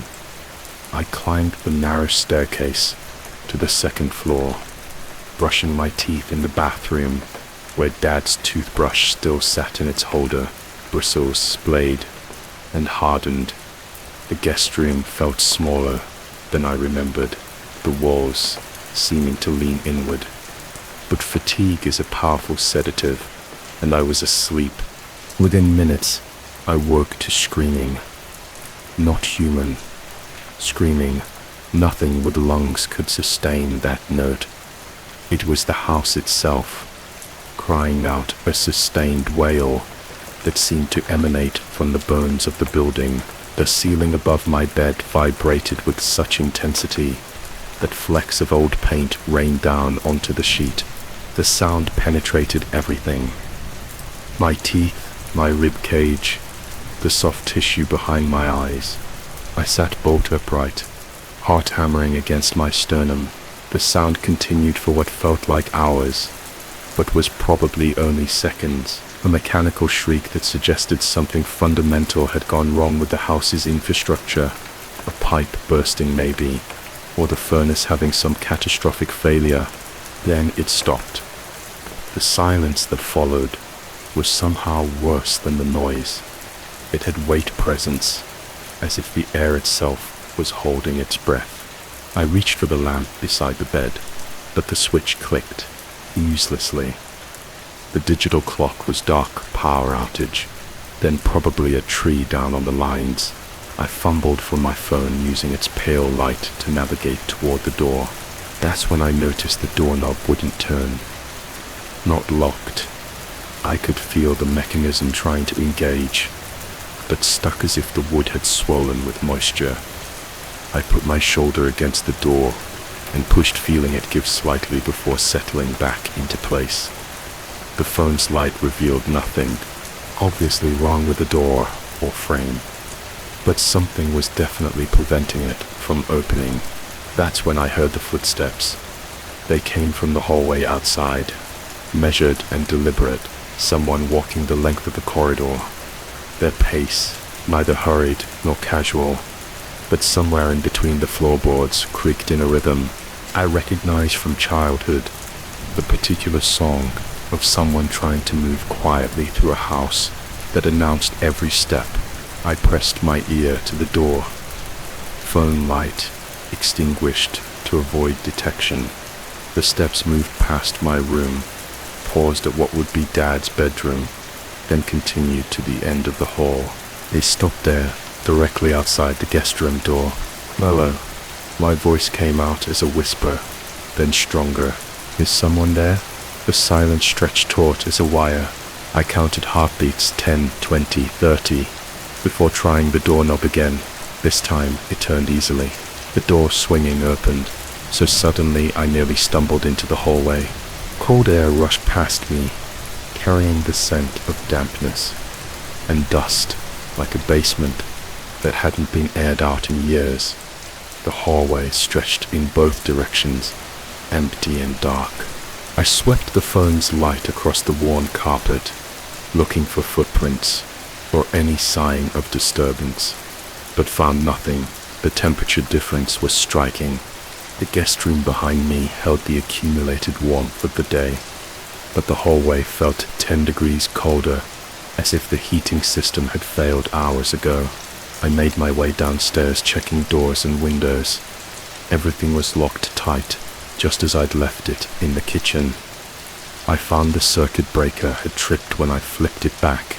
The house hummed to life. Refrigerator cycling on furnace, kicking in with its familiar rumble. Normal sounds comforting in their mundane predictability. I spent the rest of the night on the living room couch, telling myself that old houses were prone to strange noises and electrical quirks. Dad had probably dealt with issues like this for years. The footsteps were likely the house settling, floorboards contracting as the temperature dropped. The stuck door was just old wood responding to humidity changes, but I couldn't explain away that screamed the sound of something in genuine distress. Morning brought perspective along with coffee and rational thought and daylight. The house felt normal again, just an old building with old building problems. I called around until I found a contractor willing to come out that afternoon, a weathered man whose truck announced him as an expert in historic home restoration. He spent 2 hours poking around the attic, basement, and crawl spaces, checking pipes and electrical connections. When he emerged from the basement, his expression was puzzled rather than alarmed. Found something odd in that guest room wall, he said, wiping his hands on a rag. There's some kind of damage to the drywall from the inside, like someone was pushing against it hard enough to leave impressions. He led me upstairs and showed me where he'd cut away a section of wallpaper behind it. The plaster bore the distinct outlines of handprints, 5-fingered impressions, pressed into the wall from the inside, but they were positioned, possibly high, at least 7 feet from the floor. Could be from when the house was built, he suggested, but his tone carried doubt. Sometimes workers get creative with their signatures, though I've never seen anything quite like this. After he left, I stood alone in the guest room, staring at those handprints, the rational part of my mind catalogued. Possible explanations: a tall worker using the wall for support, some kind of construction technique I wasn't familiar with, even artistic expression by whoever had done the original plastering. But rationality felt thin in that room, insufficient to explain the creeping certainty that something was watching me. The sensation started as a tickle between my shoulder blades and spread outward until my entire back prickled with awareness. I turned around repeatedly, expecting to find someone standing behind me, but the room remained empty that evening. I called my ex-wife. We'd been divorced for 3 years, but she knew me well enough to hear the strain in my voice. "You sound tired," she observed. "Are you sleeping?" I found myself describing the previous night's events, editing out the more unsettling details. She listened without interruption, offering practical suggestions about old houses and grief responses. Her voice was warm and familiar, anchoring me to a world where strange noises had logical explanations. "Maybe you should stay in town," she suggested. "There's no shame in getting a hotel room. You don't have to prove anything to anyone." But proving something was exactly what I felt compelled to do. Though I couldn't articulate what or to whom Dad had lived in this house for decades without running away from mysterious sounds. If he could handle whatever quirks the building possessed, so could I. That night, I wedged a chair under the guest room doorknob before going to bed. It was probably unnecessary. The door had worked fine all day, but the precaution made me feel marginally more secure. I woke again to screaming, but this time I was ready for it. The sound was identical to the night before, that inhuman wail of stressed metal or tortured wood rising from somewhere deep within the house's structure. But now I was conscious and alert, able to pinpoint its source. It wasn't coming from the plumbing or heating system. It was coming from inside the walls themselves, as if the house was trying to turn itself inside out. The chair I'd wedged under the doorknob was vibrating against the floor, chattering in rhythm with whatever force was shaking. The building paint chips rained down again, and somewhere in the walls I could hear a scratching sound, fingernails against plaster or claws against wood. When the screaming stopped, I lay perfectly still, every sense hyper-tuned to the smallest sound. The scratching continued for several more minutes, moving through the wall from my left to right, following a path that would take it behind the headboard of my bed. The footsteps came next, but this time they started from directly outside my room, back and forth. They paced as if whoever was making them couldn't decide whether to enter or continue down the hall. The rhythm was different from the previous night, more agitated, less purposeful. I wanted to investigate, but the chair wedged under the doorknob held firm when I tested it. Either the wood had swollen again, or something on the other side was preventing the door from opening. The scratching in the walls grew louder, more frantic, joined by what sounded like muffled thumping. Someone or something was trapped inside the walls and trying to get out. The rational explanation occurred to me, even as terror crawled up my spine. Animals, squirrels or raccoons, had gotten into the walls and were struggling to escape. The contractor had mentioned seeing evidence of old water damage. Maybe some recent rain had driven creatures inside, and they were now desperately seeking a way out. But animals don't pace hallways and measured steps. Animals don't leave handprints 7 feet high on interior walls. The sounds continued until dawn, a percussion symphony of scratching, thumping, and those deliberate footsteps when natural light finally filtered through the guest room windows. Everything stopped as abruptly as it had begun. I spent that day in town researching the house's history at the local library built in 1923 by a mill owner whose family had lived in it 4 generations before selling to my father in the early 80s.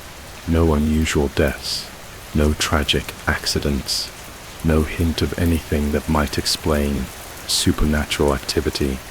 But the librarian, a woman who'd grown up in the area, remembered my father mentioning strange sounds during his first years in the house. He came in asking about the same things you are. She recalled history, previous owners, anything unusual. But after a while, he stopped asking. I figured he'd either gotten used to whatever was bothering him, or it stopped happening. Maybe Dad had learned to coexist with whatever inhabited the walls of his house. Maybe the sounds had become as familiar as the settling of old wood or the whistle of wind through loose window frames.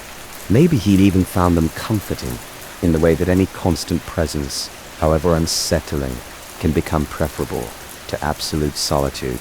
That night I removed the chair from under the doorknob and left the door slightly ajar. If something wanted to visit, I wouldn't barricade myself against it. The screaming started earlier this time, just after midnight. But now I was listening with different ears, trying to parse meaning from the sound. It wasn't random or mechanical. There was a rhythm to it, almost like language, like someone trying to communicate through a medium that distorted their voice beyond recognition. When the footsteps began, I got out of bed and walked to the door. Through the crack, I could see a shadow moving back and forth in the hallway, too tall and thin to be human, but too purposeful to be a trick of light. I am listening, I said quietly. The footsteps stopped for a long moment. The house held its breath, then very slowly, The scratching in the walls began again, but this time it followed a different pattern, more deliberate and controlled. It was spelling something. I realized letters scratched into plaster from the inside of the wall, just above where those handprints had been discovered. I pressed my ear to the wall and listened as invisible fingers traced letters. I couldn't see the message when it was complete. It was simple enough to understand, even through the distortion of plaster, and would help. The contractor returned the next morning to finish examining the walls. When he cut away more of the guest room drywall, his face went pale. Behind the plaster, scratched deep into the wooden lats, were dozens of words, messages carved by someone trapped inside the walls, pleading for release, describing a darkness that had no end. Some of the scratches looked fresh. Others were worn smooth with age, as if they'd been traced over repeatedly by fingers that never stopped trying to communicate with the outside world. This doesn't make sense, the contractor muttered, photographing the inscriptions with his phone. There's no space back there. These walls are solid, just studs and insulation. Nobody could fit inside them, let alone survive long enough to carve all this. But I was beginning to understand that making sense wasn't the point. Some phenomena existed outside the boundaries of logic, in spaces where the rules of physical reality bent just enough to accommodate the impossible. That evening, I packed my bag and loaded it into the car. The house could keep its secrets, its trapped voices, its impossible handprints. I'd done what I came to do, settled Dad's affairs, made peace with the past, learned to coexist with mystery. As I turned the key in the front door lock, I heard the scratching start up again inside the walls. But this time, the sound was different, less frantic, almost grateful, as if whatever lived inside those walls had been waiting 20 years for someone to listen, to acknowledge its existence, to understand that some forms of imprisonment are worse than death. I drove back to the city with the radio loud and the windows down, trying to clear my head of dust and damp air and the lingering scent of something that had been waiting far too long to be heard. But even now, months later, I sometimes wake in the night to the sound of scratching in the walls of my apartment, and I wonder if some things once acknowledged follow you home. Story 8. For 2 years, the familiar notification sound had intertwined with my own heartbeat, a testament to the unique intimacy fostered through late-night, screen-mediated conversations. Kieran, who often claimed to understand me in ways no one else did, consistently messaged me precisely when the silence became unbearable, when the walls of my apartment seemed to press closer. With each passing hour, I can see right through your words to what you're really thinking. He'd type, and somehow impossibly he was right. He'd referenced thoughts I hadn't even fully formed, anxieties I'd buried so deep I'd forgotten they existed. The uncanny accuracy of his insights should have unsettled me, but loneliness has a way of making the impossible seem really thoughtful. When I finally ended things with David, a relationship that had been decomposing for months, Kieran's response came within minutes. Perfect timing. You need to see me now in person. Don't let this connection fade into digital static. The flight to Portland stretched endlessly. Somewhere over the Midwest, turbulence rattled the cabin, and I found myself gripping the armrests as my stomach lurched. The man beside me was reading completely unbothered, but I could swear I felt someone's eyes on me from across the aisle. When I turned to look, passengers were either sleeping or staring at their phones, their faces illuminated by pale screens that made them look ghostly, translucent. Kieran's apartment occupied the top floor of a converted warehouse in the industrial district. The building itself seemed to lean slightly, as if the weight of years had slowly pulled it out of alignment. The hallway smelled of damp concrete and something else, something sweet and cloying that caught in the back of my throat. He opened the door before I could knock, and for a moment I didn't recognize him. The photos he'd sent over the years hadn't captured how thin he actually was, how his clothes seemed to hang on his frame like fabric on wire. His smile was exactly as I remembered from our video calls, but in person it seemed to stretch just a little too wide lasting, just a bit too long. "You made it," he said, stepping aside to let me enter. I was starting to worry. "You changed your mind." The apartment was smaller than I'd expected, dominated by floor-to-ceiling windows that offered a view of the Willamette River. But it was the smell that struck me most. That same sweet, organic scent from the hallway, stronger here, almost suffocating. When I asked about it, Kieran just shrugged, mentioning something about old pipes and poor ventilation. That first evening dissolved into awkwardness. The easy conversation we'd maintained for 2 years seemed to have evaporated, leaving behind stretches of silence that felt deliberately placed, like pauses in a performance. Kieran would make observations about my appearance, my mannerisms, delivered not as compliments, but as statements of fact. "You touch your neck when you're nervous. You did that in our video calls too, but the angle was different. Now I can see how your pulse quickens." I tried to laugh it off, but his attention felt invasive, clinical. When I suggested we order takeout, he insisted on cooking instead, disappearing into the kitchen for long periods while I sat on his couch, listening to the sounds of preparation, the sharp rhythm of chopping, the hiss of something hitting hot oil, and underneath it all, a soft humming that never quite resolved into a recognizable tune. Dinner was elaborate, the kind of meal that required more effort than seemed warranted. For a casual evening, Kieran watched me eat with intense focus, commenting on my preferences, my eating habits, as if he were collecting data. "You always eat the vegetables first. I noticed that when we had video dinner dates, you're very methodical about it." I hadn't realized he'd been paying such close attention, and the knowledge sat uneasily in my stomach alongside the rich food. The bedroom was sparse, just a bed, a dresser, and those same massive windows. Kieran had prepared the space carefully, candles arranged on surfaces, fresh sheets that smelled of lavender, but something about the room felt wrong, off balance. It took me several minutes to realize that there were no personal items visible anywhere. No books, no photographs, nothing that suggested someone actually lived there.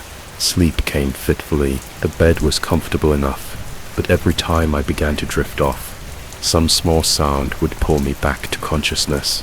The creak of floorboards, the whisper of fabric against fabric, the almost imperceptible sound of breathing that seemed to come from the wrong direction. It was near dawn when I woke fully, my body rigid with a fear I couldn't immediately identify. The room was still dark, but there was enough ambient light from the windows to make out shapes. Was standing at the foot of the bed, completely motionless, his phone held up like he was taking pictures. The screen's glow illuminated my face, and I could see my own image reflected in his eyes. Small, vulnerable, trapped. "What are you doing?" I managed to whisper, but he didn't respond. He just stood there for another moment, then quietly returned to his side of the bed as if nothing had happened in the morning. When I mentioned it, he seemed genuinely confused. "You must have been dreaming. I was asleep all night. You know how the mind can play tricks when you're in an unfamiliar place, but I knew what I'd seen. The memory was too vivid, too specific to be a dream. Still, his certainty made me question myself, made me wonder if the stress of travel and the unfamiliar environment had indeed created false perceptions. The second day passed in a haze of mounting unease. Kieran's behavior grew more possessive, more intrusive. He seemed to know things about me that I'd never told him: the name of my childhood dog, the scar on my shoulder from a bicycle accident when I was 12, the exact way I liked my coffee prepared when I asked how he knew these details. He'd smile, the too wide smile, and say something about paying attention, about really listening. His apartment began to feel like a carefully constructed stage set. I started noticing inconsistencies. Books on shelves that were clearly props, never opened their spines. Perfectly aligned food in the refrigerator that showed no signs of being consumed. A bathroom medicine cabinet filled with products that looked untouched, arranged with museum-like precision. That second night I barely slept at all. Every shadow seemed to shift and move. Every sound carried the suggestion of surveillance. I found myself checking my phone obsessively, but there was no signal, no way to contact the outside world. When I mentioned this to Kieran, he explained that the old building blocked cellular reception, that Wi-Fi was spotty at best. By the third morning, my nerves were frayed to breaking. Kieran watched me over breakfast with that same clinical intensity, making observations about my stress levels, my lack of sleep, as if he were documenting my deterioration. "You're not enjoying yourself," he said. Not as a question, but as a diagnosis. I thought this would help us connect on a deeper level, but you're pulling away. The truth was, I felt trapped, observed, studied like a specimen under glass. Every instinct screamed at me to leave, but Kieran had a way of making my concerns seem irrational, paranoid. He'd listen to my complaints with apparent sympathy, then gently suggest that I was overreacting, that the stress of the past few months had affected my perception.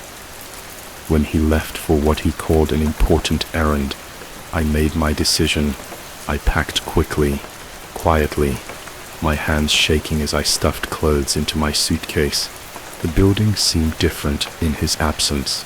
The hallways longer, the walls closer, the sweet smell more overwhelming. By the time I reached the street, I was practically running. The Uber driver was a middle-aged woman with kind eyes, who seemed to sense my distress without asking questions. As we pulled away from the building, I looked back and saw Kieran standing in one of those massive windows, phone in hand, watching our departure with that same clinical attention he'd shown throughout my visit. The flight home was a blur of relief and residual anxiety. I blocked Kieran on every platform we'd shared, deleted his number, tried to scrub every trace of our connection from my digital life for several days. The silence felt like freedom. Then the emails started. They came from different addresses, all these variations of common names combined with random numbers. The messages themselves were brief, usually just a photo attachment and a few words thinking of, "You miss our connection. You can't hide. Forever." The photos were what made my blood run cold. They were selfies, clearly taken by Kieran, but the backgrounds showed locations that looked disturbingly familiar. A coffee shop. I frequented the park, where I jogged the entrance to my gym, but it was the final photo that shattered whatever rational explanations I've been constructing. It showed Kieran's face, the too wide smile, clearly visible, with what appeared to be the lobby of my apartment building behind him. The distinctive marble pattern on the walls was unmistakable, as was the particular arrangement of the mailboxes. I called the building security office, described Kieran, asked if they'd seen anyone matching his description in the lobby. The security guard was helpful, but certain no one fitting that description had been in the building. The keycard log showed no unusual entries. The lobby cameras, he assured me, recorded everything, and there had been no unauthorized visitors. "Are you sure about the location?" In the photo he asked, and suddenly I wasn't sure about anything. I stared at the image on my phone screen, zooming in on details, trying to find some proof that it wasn't my building, but every element matched perfectly. The specific shade of the marble, the exact placement of the security desk, even the reflection pattern on the polished floor. That night I stood at my apartment window, looking down at the street below the city, sprawled in all directions, millions of lights, marking millions of lives, but I felt completely isolated, completely exposed.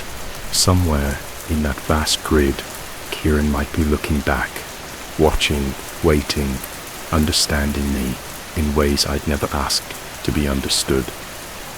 My phone buzzed. Another email.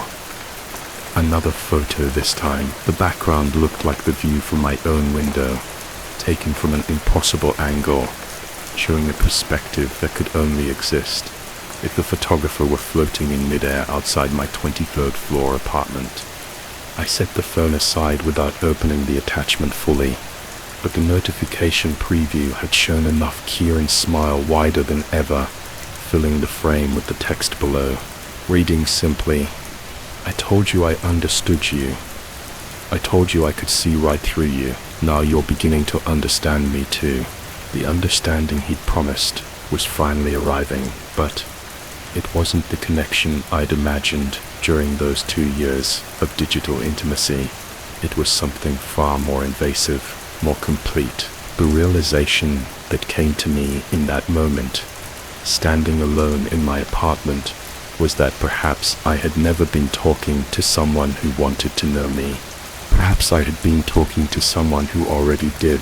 Outside the city continued, its endless hum, indifferent to the small drama, playing out behind my windows.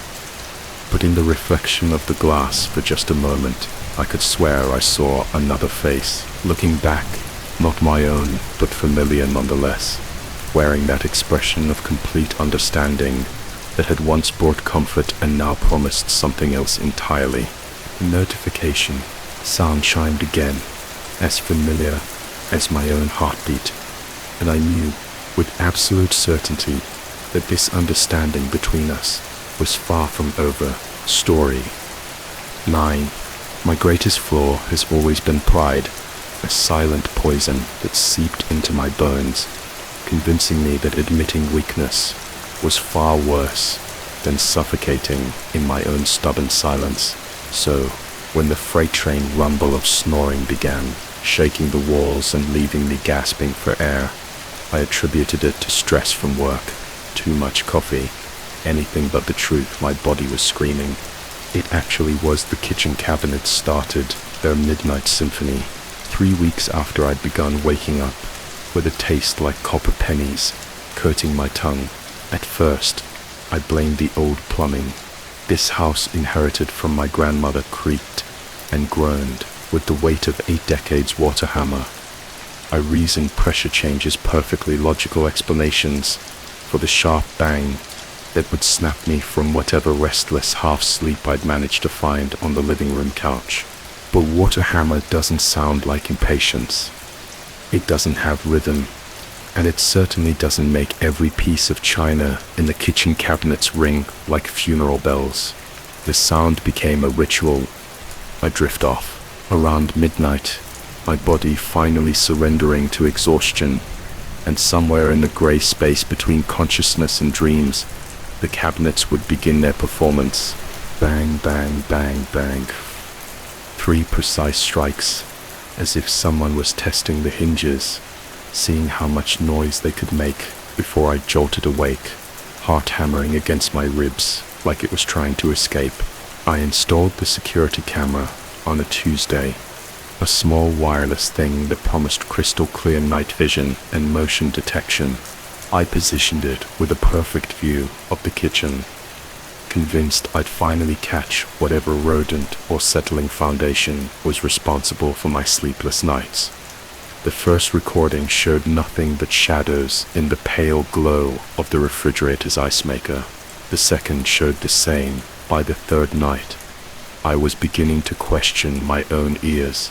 Then I saw the door, the upper cabinet, the one where my grandmother had kept her good dishes.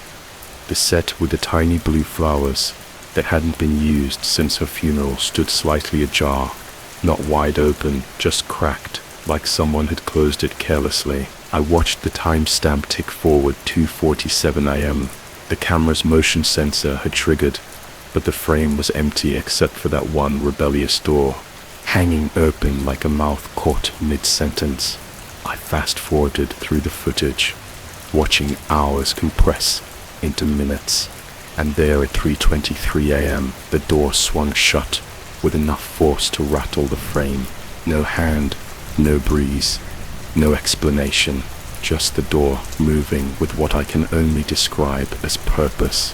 That's when my cousin from the old country arrived with the photograph. He appeared on my doorstep, unannounced, clutching a manila envelope and wearing the kind of smile that suggested he was doing me a tremendous favor. Family obligation. He called it cleaning out his mother's attic, had unearthed boxes of photographs, documents, and keepsakes that belonged to our shared lineage. Most of it was heading for the trash, but this particular item, he insisted, belonged with me. The photograph was small, cyan-toned, and mounted in a frame that had once been ornate, but now bore the patina of age and neglect. Two men stood in front of a house that looked remarkably similar to mine. The same wraparound porch, the same peaked roof, the same narrow windows that seemed to watch you from whatever angle you viewed them. The men were dressed in the formal attire of the early 1900s, their faces serious and unsmiling in the way of old portraits. One was tall and lean, with hollow cheeks and eyes that seemed to follow you around the room. The other was shorter, stockier, with a thick mustache and hands clasped behind his back. My cousin rattled off their names and relationship to our family tree, but the details slid off me like water. What caught my attention was the address he mentioned, the same street where I now live, just 2 houses down. These men, my great-great-uncles or some similar distant connection, had walked the same sidewalks, breathed the same air, looked up at the same sky I saw every morning when I stumbled to the mailbox. I placed the photograph on the kitchen shelf, right next to the window where the morning light would catch it. It seemed appropriate somehow. These old guardians keeping watch over the same neighborhood they'd once called home. That night, exhausted from a day of meetings and deadlines, I collapsed onto the couch without bothering to set up my usual pillows and blankets. Sleep took me like a tide, pulling me under. Before I could even kick off my shoes, the camera recorded everything. I discovered the footage the next morning, nursing, coffee, and trying to ignore the metallic taste that had become my constant companion. The timestamp showed 3:17 a.m. there. I was sprawled across the couch in an unnatural position, my head thrown back at an angle that made my throat look exposed and vulnerable. But it wasn't my sleeping form that made my hands shake as I held the phone. It was the cabinet door. It opened slowly, almost deliberately, revealing the neat roses of blue-flowered china. Then with the same measured pace, it began to tilt, not swing, tilt, as if an invisible hand was testing its weight. Feeling the resistance of the hinges, the tilt became more pronounced, and I could see the dishes inside shifting slightly, teacups chiming against saucers, and a melody so faint the camera barely captured it. Then came the slam. The door crashed shut with a violence that made me flinch. Even watching the playback hours later, the sound was thunderous final, and in the recording I watched my own body jerk awake with a gasp that seemed to echo in the small kitchen. My recorded self sat up, looked around with wild, disoriented eyes, then stumbled to the bathroom. I had no memory of any of this, but what disturbed me most wasn't the moving door or my own forgotten midnight wandering. It was what happened in the split second before the slam, in that brief moment when the door hung fully open, tilted at its maximum angle. Something in the recording changed the photograph on the shelf. The one of my ancestors seemed to shift just slightly, as if the two men in their formal poses had turned their heads just a fraction of an inch to look directly at my sleeping form. I replayed that moment dozens of times, zooming in, until the image pixelated beyond recognition. But I could never be certain the quality wasn't good enough. The lighting too dim, the movement, if there had been movement at all, too subtle to confirm. But the feeling remained settling into my chest, like a cold weight. I was being watched. The episodes began happening every night. Each time I'd succumb to exhaustion on the couch, and each time the camera would capture the same sequence, the slow opening, the deliberate tilt, the violent slam, and always, I'd wake with that desperate gasp, as if someone had reached into my chest and squeezed my lungs back to life. My days became exercises, and dread I'd catch myself staring at the photograph, searching the faces of those long dead men for some hint of recognition, some acknowledgement of the nightly ritual they seemed to oversee. During meetings at work, I'd find my mind wandering to the kitchen, wondering if the cabinets were moving even in daylight, performing their mysterious dance for an empty room. Sleep became my enemy. I tried staying awake, downing cup after cup of coffee, but exhaustion always won. My body would rebel, dragging me under, despite my efforts, and I'd wake to find new recordings on my phone, each one the same. Each one impossible to explain. The taste of copper grew stronger.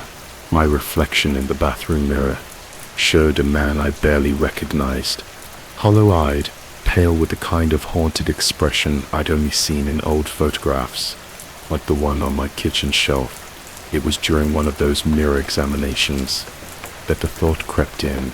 What if this wasn't about the house at all? What if it was about me? Sleep apnea could cause hallucinations, couldn't it?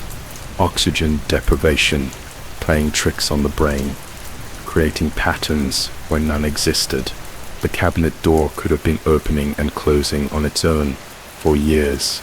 Old hinges settling wood, perfectly natural explanations. And the photograph, well, photographs didn't move. That was just my oxygen-starved brain filling in details that weren't there, but the recordings were real. The timestamps were real. The sound of china rattling in the dark was real.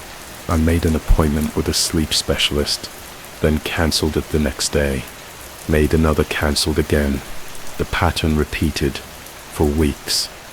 My pride warring with the growing certainty that something was fundamentally wrong. Not with the house, not with some supernatural visitation from my ancestors, with me, with the way my body forgot how to breathe in the deepest part of sleep, the way my brain starved for oxygen and conjured explanations that made the impossible seem logical. But if it was all in my head, why did the episodes only happen when I slept near the photograph? I tested this theory one night, moving to the bedroom. As far from the kitchen as the small house would allow, I slept for 6 uninterrupted hours. The first peaceful night in months, the camera showed nothing, no opening doors, no tilting hinges, no violent slams to jolt me back to consciousness. The next night, I returned to the couch. The ritual resumed exactly as before. I began to wonder if the watchers in the photograph weren't trying to harm me, but to save me. Each violent slam corresponded perfectly with a moment when my breathing had stopped, when my body had begun the slow slide towards suffocation. Were they my guardians? These long-dead relatives shocking me back to consciousness before the darkness could claim me permanently? Or was my dying brain simply creating a narrative to explain the unexplainable, weaving stories from oxygen deprivation and family photographs? The question followed me through my days, like a shadow. I'd catch myself holding my breath at random moments, testing the limits, wondering at what point my ancestors would intervene. The line between salvation and haunting began to blur. Were they protecting me from the apnea, or was the apnea protecting me from something else entirely? Late one night, as I prepared for another unconscious performance of our nightly drama, I noticed something new. The photograph had shifted, not supernaturally, but physically. Someone had moved it, or maybe I had, during one of my midnight wanderings that I never remembered. It now sat at a different angle, and the glass reflected the kitchen light in such a way that I could no longer see the faces clearly, but I could feel them watching. I could feel them waiting, and as I settled onto the couch, my body already beginning its surrender to exhaustion, I wondered if tomorrow I'd finally make that appointment with the sleep specialist, if I'd finally admit that pride was a luxury I could no longer afford, or if I'd continue this strange dance with the watchers, letting them guard my sleep with their violent interventions, never quite certain if I was being saved or slowly driven mad. The camera sits ready, its red light blinking in the darkness. Soon, the cabinet door will begin, its measured tilt, and somewhere in the space between sleeping and suffocating, I'll discover once again whether my ancestors are angels or harbinger. The only certainty is that I'll wake gasping, heart-pounding lungs burning with the sweet agony of air rushing back into my starved body. Whether that awakening comes from supernatural intervention or simple biology, I may never know, but I'll be grateful for it. All the same, as consciousness slips away and the familiar ritual begins, I find myself hoping that pride isn't the only thing keeping me from seeking help. Maybe it's also keeping me from asking the question that terrifies me most. What happens if the watchers stop watching? What happens if they finally let me sleep? Story 1. The crack of the rigging snapping cut through the Wednesday regatta like a gunshot, sharp and final, against the grey expanse of San Francisco Bay. I was trimming the jib on Restless Wind when it happened, the sound carrying across the water with that peculiar clarity fog seems to give to disaster. The other boat, a sleek 40-footer I'd seen around the club but never sailed against, had been pushing hard toward buoy 4. Without warning, the wind abruptly shifted from southwest to northwest, gusting to 30 knots. Their stay somehow caught the mark, and in a single breath, their mast collapsed like a closing umbrella. The accident itself wasn't what troubled me. Racing sailors understand the inherent risks that equipment can fail and weather can turn hostile without notice. What bothered me was how the boat settled afterward, listing to starboard with what I can only describe as deliberate calm, as if it had been waiting for this moment, as if it wanted to lie down in the water and rest. The Coast Guard helicopter arrived within 20 minutes, its rotors chopping the fog into swirling grey ribbons. Red and blue lights strove from the rescue boats converging on the scene. Their sirens dop across the bay, and overlapping waves of urgency. But by the time we sailed close enough to offer assistance, the crew had already been pulled from the water, and the 40-footer was being towed toward the marina, its broken mast trailing in the chop like seaweed. Nobody talked about what had happened. Not really. The rescue boats had their radios, the helicopter crew had their protocols, but when we asked if everyone was okay, we got only terse confirmations and waves directing us to stay clear. The usual post-race chatter on Channel 72 was replaced by cryptic exchanges between official vessels, their voices crackling through static that seemed thicker than usual, as if the fog itself was interfering with transmission that evening at the club. The bar felt different. The usual crowd was there, weekend warriors, still in their foul weather gear, grizzled veterans, nursing whiskey, and arguing about wind shifts, but conversation kept circling back to the accident with a gravity that didn't match a simple rigging failure. The bartender, a former merchant marine.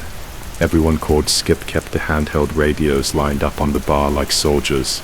Their squelch knobs turned down, but not off, so they whispered and hissed with distant transmissions. Around 9 o'clock, something changed. All 6 radios began receiving the same signal simultaneously. A low-frequency transmission that shouldn't have been possible on VHF marine channels. The sound was barely audible above the background noise of the bar conversations, the clink of glasses, the old jukebox in the corner playing something by the Grateful Dead. But once you heard it, you couldn't unhear it.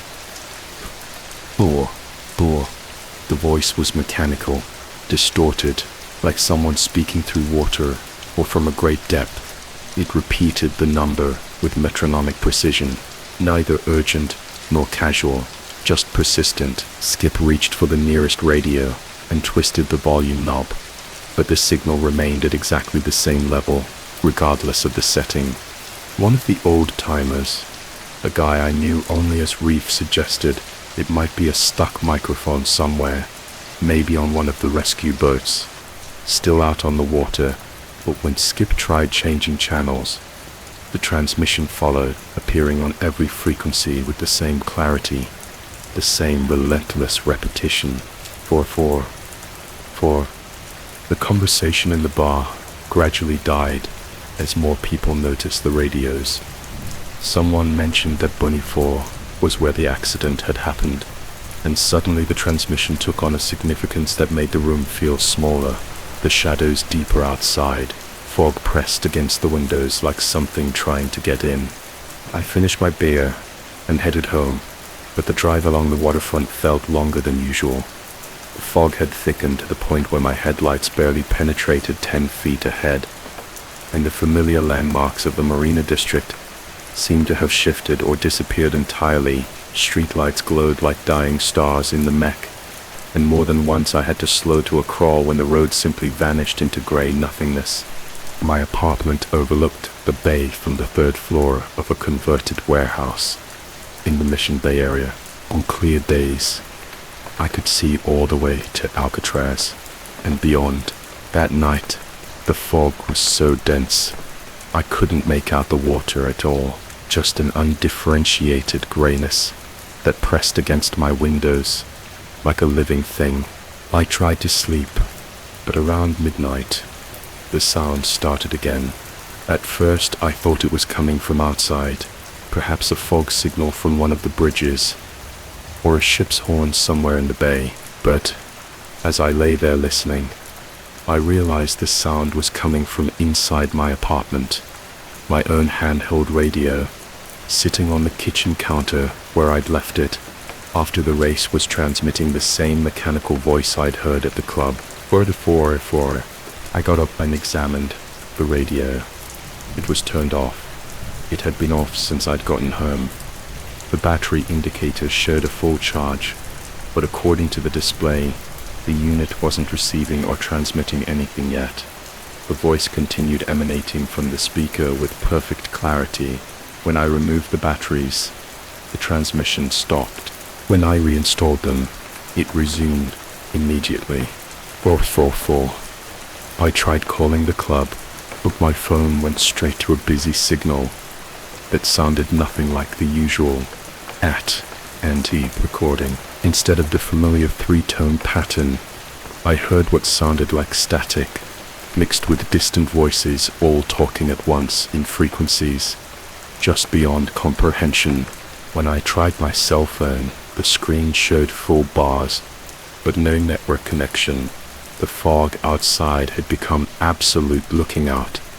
My windows was like staring into deep water at night, not dark, exactly, but empty of reference points, empty of the usual visual anchors that tell you where you are and which way is up. The city lights, the bridge spans, the navigation beacons that normally dotted the bay, all of it had vanished into grey uniformity. I found myself wondering about the crew from the 40-footer, whether they'd made it home safely, whether they were experiencing the same impossible transmission. But when I tried to remember their faces during the rescue, I realized I couldn't, despite being close enough to see the Coast Guard pulling them from the water.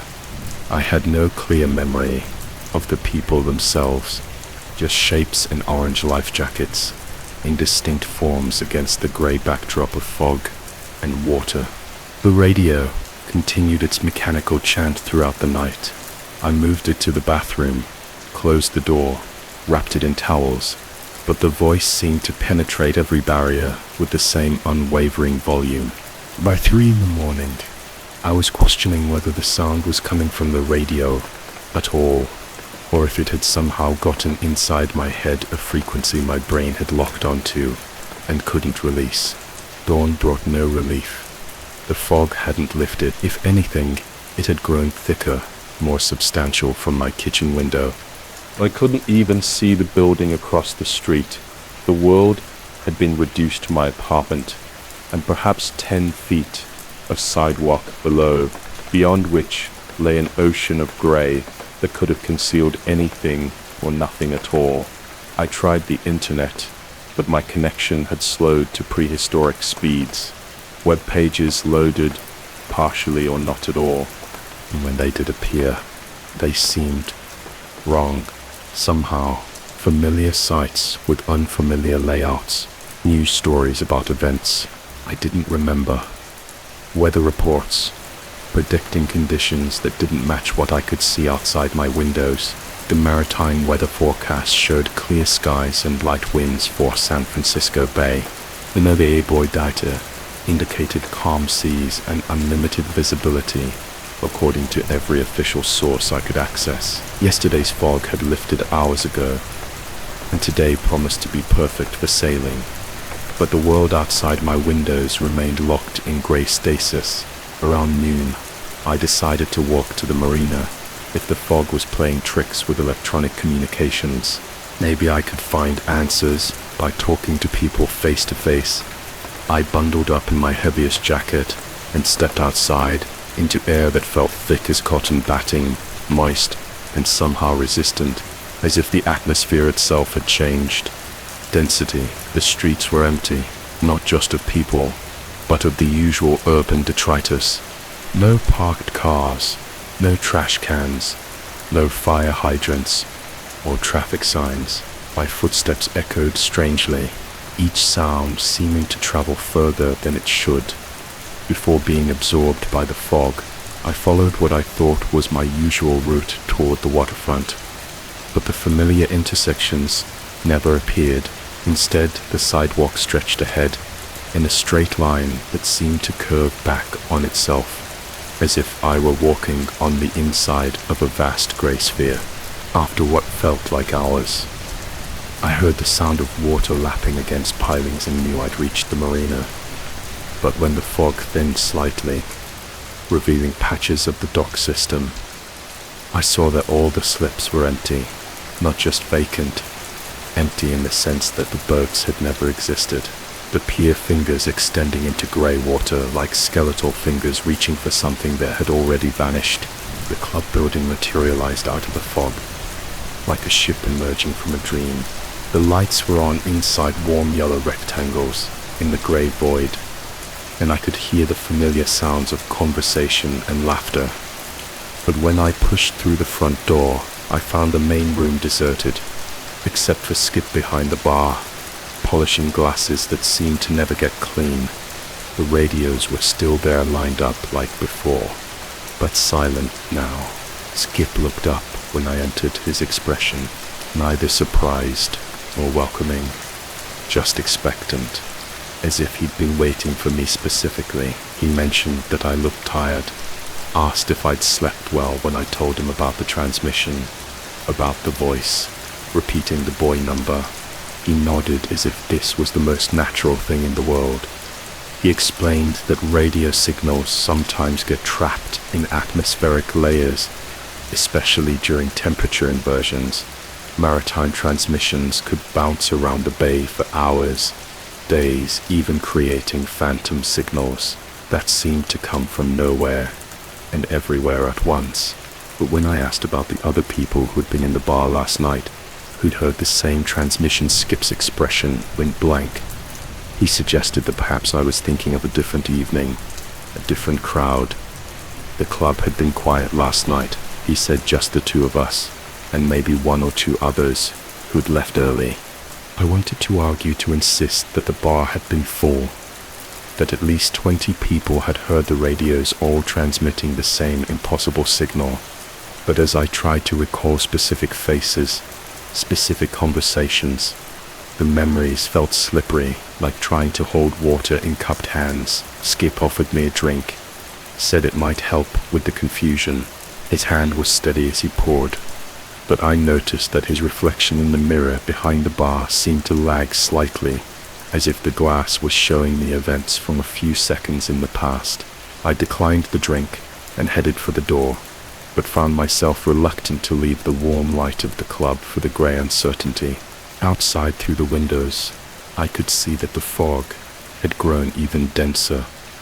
If such a thing were possible, the dock system was completely invisible now, and the water beyond might have been an endless grey desert for all I could tell. Skip mentioned almost casually that I shouldn't worry about the transmission. Radio signals sometimes took on a life of their own. Out on the bay, he said they'd loop through the atmosphere, picking up fragments of other conversations, other frequencies, until they became something entirely new. Sometimes they'd even predict things, accidents that hadn't happened yet, whether that was still forming far out at sea. The way he said it made me look at him more carefully in the mirror. His reflection was now a full beat behind his actual movements. Nodding after his real head had already stopped smiling, while his actual face remained neutral. I asked him about Boy 4, about what had really happened during yesterday's race. His smile didn't change, but something shifted in his eyes, like seeing movement in deep water. He told me that Boy 4 had been removed from the race course 3 weeks ago. Due to a navigation hazard, there hadn't been a mark there during yesterday's regatta. He said the race committee had published a course change, sent it to all the registered boats, but I remembered the accident clearly, the sound of the rigging failing the boat, listing toward the mark, the rescue boats converging on that exact position. I remembered because I had sailed past that buoy dozens of times, knew its position, as well as I knew my own name. Skip suggested that memory could be unreliable, especially under stress racing. Sailors sometimes experienced what he called navigational displacement, the mind filling in expected landmarks, even when they weren't there. It was more common than people realized, he said, and nothing to be concerned about outside. The fog pressed closer to the windows, and I could swear I saw shapes moving within it.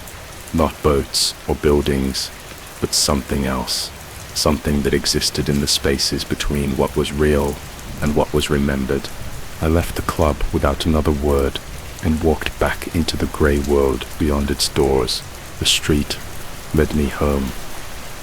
Eventually, though I couldn't have said which turns I took or how long the journey lasted, time seemed elastic in the fog, stretching and compressing without reference to clocks or the position of the sun. I couldn't see. Back in my apartment, I found the radio exactly where I'd left it, batteries removed, and sitting beside it on the counter. But as soon as I walked into the kitchen, the familiar transmission resumed four. This time I didn't try to stop it. I sat at my kitchen table and listened as the voice continued, its mechanical chant, repeating the number with the patience of something that had all the time in the world. Outside, the fog showed no signs of lifting, and I began to understand that it might never lift, that the world I'd known, the city, the bay, the familiar landmarks of my life might have become as insubstantial as radio waves bouncing endlessly through an atmosphere that no longer followed the usual rules. The transmission continues as I write. This has been continuing for what my watch says is 3 days, but feels like much longer. Sometimes I think I hear other voices mixed in with the mechanical repetition. fragments of conversations, weather reports from stations that don't exist, sailing instructions for races that will never be finished. I've stopped trying to reach the outside world. The phones don't work. The internet shows me only pages from a reality I'm no longer sure I belong to. The fog has become my horizon now, grey and infinite, containing possibilities I don't dare examine too closely. Sometimes I catch glimpses of movement in the grey shapes that might be boats or buildings or something else entirely. They appear and disappear according to no logic. I can discern as if the fog isn't hiding the world, but creating it moment by moment from the raw material of memory and expectation. The radio reminds me that I'm not alone in this grey between space, somewhere out there, past BOF4 that no longer exists in water, that might not be water at all. Other signals are bouncing through the atmosphere, carrying fragments of lives that may have become as unstable as radio waves in a storm. 444. The voice continues, patient and mechanical, counting down or counting up to something I don't understand but can no longer ignore. And in the fog outside my windows, shapes move with purpose. I can almost but not quite comprehend, navigating by signals from beacons that exist only in the spaces between what was and what might be. I should be afraid, but instead I feel a strange calm settling over me, the same indecent calm I witnessed when that 40-footer listed in the water after its rigging failed, as if this moment, this grey suspension between certainty and doubt, between memory and reality, has been waiting for me. All along, the fog presses closer to the windows, and somewhere in its depths, I hear the distant sound of rigging creaking in a wind that carries no scent of the sea. Four. Story 11. The first time I saw it, I thought someone had broken down Highway 62 stretches through the Mojave, like a grey scar, cutting between Joshua trees and sand that holds the day's heat well into the night. I'd been driving this road for 3 years, hauling freight between Phoenix and Los Angeles, always taking the late shift because the roads were emptier and the pay was better. Desert at night had become as familiar as my own reflection.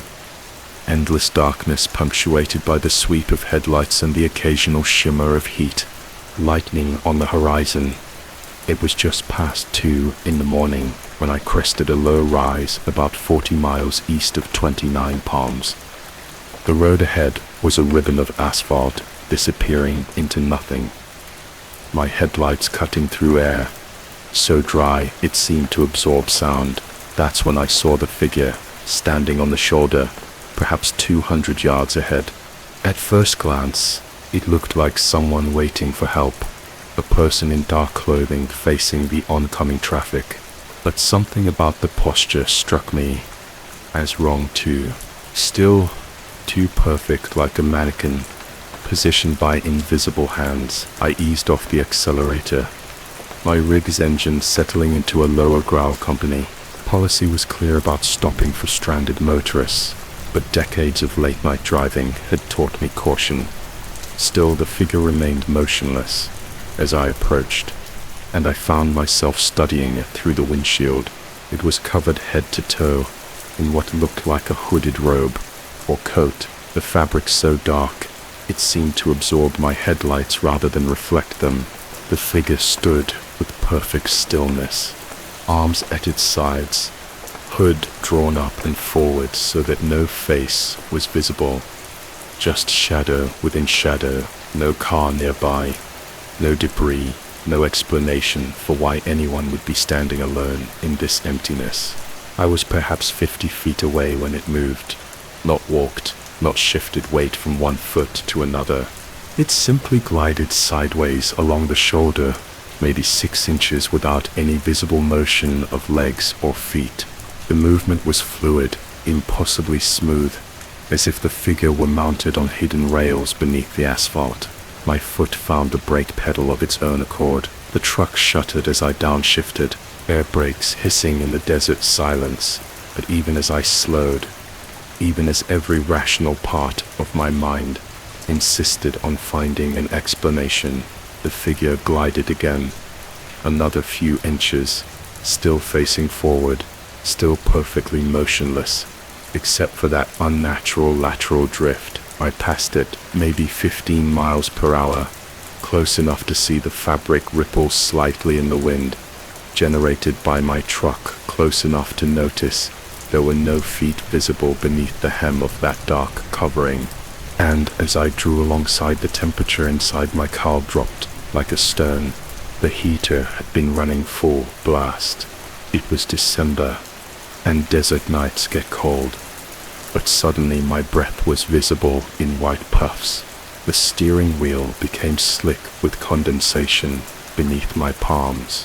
Frost began forming on the inside corners of the windshield, spreading in delicate patterns that looked almost deliberate, almost like reaching fingers. I pressed harder on the accelerator, eager to put distance between myself and whatever stood on that shoulder. But even as my truck picked up speed, even as the warm air began circulating again, and the frost dissolved, I found myself checking the mirrors. The figure had turned, not the whole body that remained facing forward motionless as before, but the hood had rotated, tracking my progress down the highway in the red glow of my tail. I could see that shadow-shrouded face, following my movement, patient and persistent as a compass needle, finding north. I drove the remaining 40 miles to Los Angeles without stopping, unloaded my cargo with shaking hands, and spent the rest of that shift parked at a truck stop drinking coffee and telling myself I'd been hallucinating from fatigue. Nitrogen crises, maybe from the altitude changes, or some kind of desert mirage, heat distortion, playing tricks with distant objects. But 3 nights later, making the same run at the same hour, I found myself slowing as I approached that stretch of road. The rational part of my mind insisted the shoulder would be empty, that whatever I'd seen had been fatigue or optical illusion or simple misperception. The figure was there in exactly the same spot, same dark covering, same impossible stillness, same hooded face that revealed nothing but shadow. This time I didn't slow down. I kept my foot steady on the accelerator and passed at highway speed, but still the cold penetrated my cab like fingers of ice. Still, the figure's unseen gaze tracked my passage, and still, when I checked the mirrors 5 miles down the road, that hooded head remained turned in my direction. I started taking a different route after that, adding an extra hour to my drive by swinging north through Barstow. The company dispatcher asked questions about fuel costs and overtime, but I told him the main highway was under construction. Not entirely a lie, since they were always doing road work. Somewhere along that stretch, for 2 months, I avoided Highway 62 entirely, taking my freight through the high desert instead of the low. But even on the alternate routes, even surrounded by other traffic and the lights of civilization, I found myself thinking about that figure, wondering if it was still there, still waiting. I began noticing dark shapes at the edges of my vision, trash bags that looked like crouched figures, shadows cast by overpasses that seemed to move when I wasn't looking directly at them. My sleep became fitful, filled with dreams of empty highways and something patient and persistent following just out of sight. After 2 months of detours and sleepless nights, I convinced myself I was being irrational. Desert highways were full of strange phenomena, ghost lights, and mysterious sounds that could be explained by geology and atmospheric conditions. I'd let isolation and too many caffeine pills create a problem where none existed. The mature thing, the professional thing, was to return to my regular route and prove to myself that whatever I'd seen had been nothing more than fatigue and suggestion. I chose a Thursday night in February when the moon was new and the desert would be at its darkest. If I was going to confront this fear, Better to do it when conditions were at their most challenging. I loaded up on coffee, checked my route, and headed east on Highway 62. Just after midnight, the miles passed without incident. Joshua trees stood like dark sentinels against the star-filled sky. My headlights carved a tunnel of visibility through the profound darkness, and the only sounds were my engine's steady rumble and the whisper of tires on asphalt. I began to feel foolish for having spent so many weeks avoiding this stretch of road, but as I approached that familiar rise, my confidence evaporated like moisture in the desert air. The figure was there, but not alone. 3 identical forms now stood on the shoulder, spaced about 10 feet apart, all facing the oncoming traffic, with that same impossible stillness, all hooded, all dark, all wrong in ways my rational mind couldn't process. As my headlights swept over them, I could see they cast no shadows. Despite the harsh illumination, I should have accelerated, should have blown past them at highway speed, and never looked back. Instead, I found my foot easing off the gas pedal, my truck slowing, as if drawn by some invisible force. The speedometer dropped to 40, then 30, then 20. The figures began to move, not in unison, but in a sequence like a wave passing from left to right. The first glided sideways, with that same rail, smooth motion. I remembered repositioning itself to face my approaching truck more directly. Then the second, then the third, each movement perfectly fluid and utterly silent.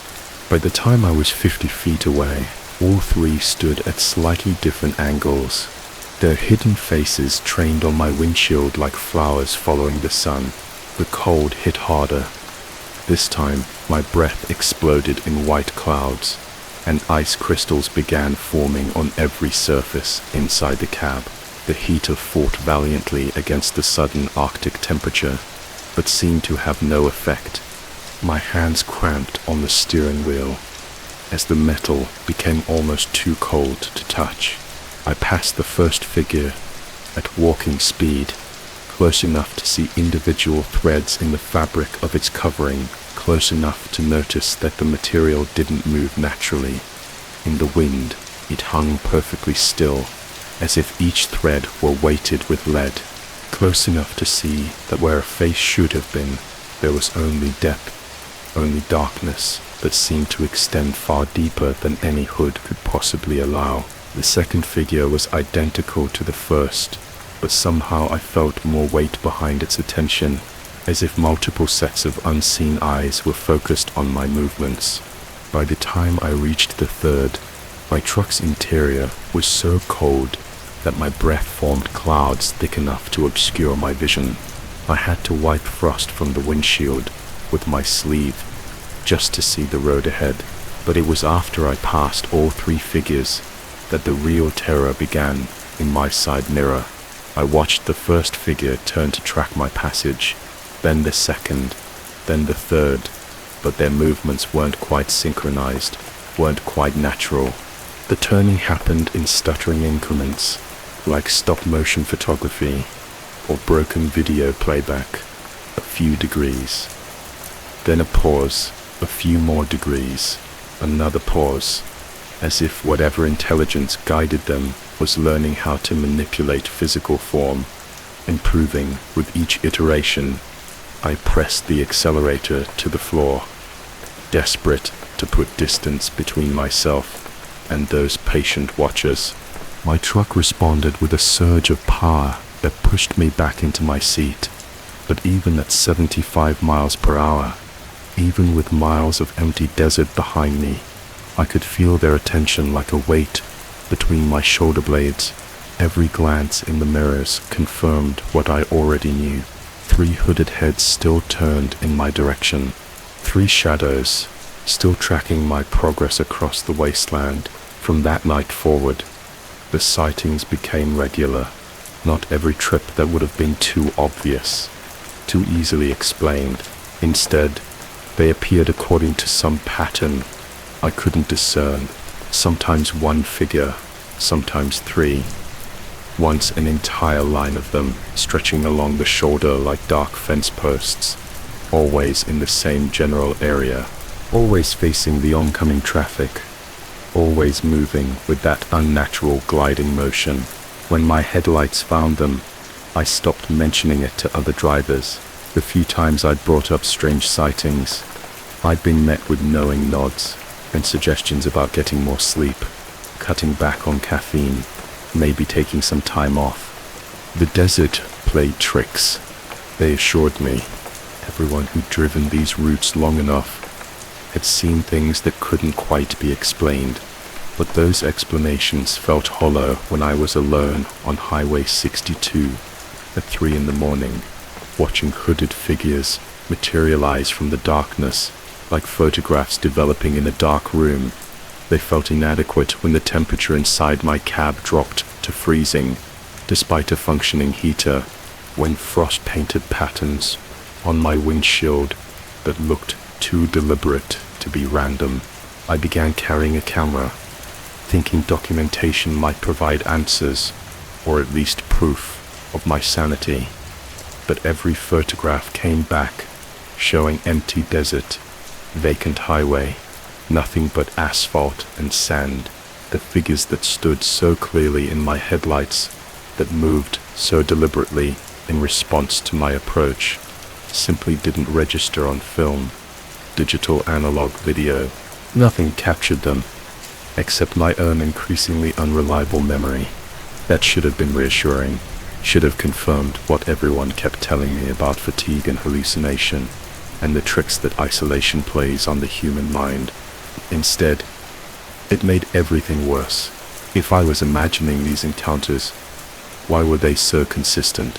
They adhered to rules, appearing in the same places, acting predictably, and seemingly responding to my presence with intelligence. If my imagination wasn't deceiving me, what did their existence beyond the reach of cameras and recorders signify? Most unsettling was the growing realization that they were learning, particularly evident in the early sightings. The figures had simply watched, tracked my passage with those unseen faces, and then returned to their forward-facing vigil. But over time, their behavior became more complex. They began positioning themselves more strategically, spreading out along curves in the highway, where my headlights would sweep across them at maximum visibility. They started appearing in my peripheral vision during daylight hours, dark shapes that vanished the moment I tried to focus on them directly, and they began following me home, not physically, not in any way I could prove or document, but in rest stops and truck depots. In the brief hours I spent at my apartment between runs, I would catch glimpses of hooded figures and crowds in doorways, in the corners of mirrors, always at the edge of sight, always gone. When I turned to look directly, always wearing that same dark, covering that absorbed light, like a hole in the world. Sleep became impossible. I would lie in bed, listening for footsteps that never came, watching shadows on the ceiling that moved without any source of light to cast them. I installed motion sensors, security cameras, deadbolt locks, none of which detected anything unusual, none of which provided the reassurance I desperately needed. My work began to suffer. I called in sick more frequently, took shorter routes that avoided the desert entirely. The company's safety officer scheduled a mandatory evaluation during which I sat in a fluorescent-lit office and lied convincingly about my sleep patterns, stress levels, and overall mental health. I passed with a clean bill of psychological fitness, but felt no triumph in the deception, because late at night, alone with my thoughts, I had to confront an uncomfortable truth. I was no longer sure which version of reality was real. The world where hooded figures waited in the desert for reasons I couldn't understand, or the world where isolation and fatigue had finally pushed me past the breaking point into full-blown psychosis. Both possibilities were terrifying. Tonight marks exactly 1 year since the first sighting. I'm parked at a truck stop 50 miles east of Barstow Engine, idling heater, running, trying to decide whether to drive the remaining stretch of Highway 62 or take the long way around through civilization. The rational choice is obvious.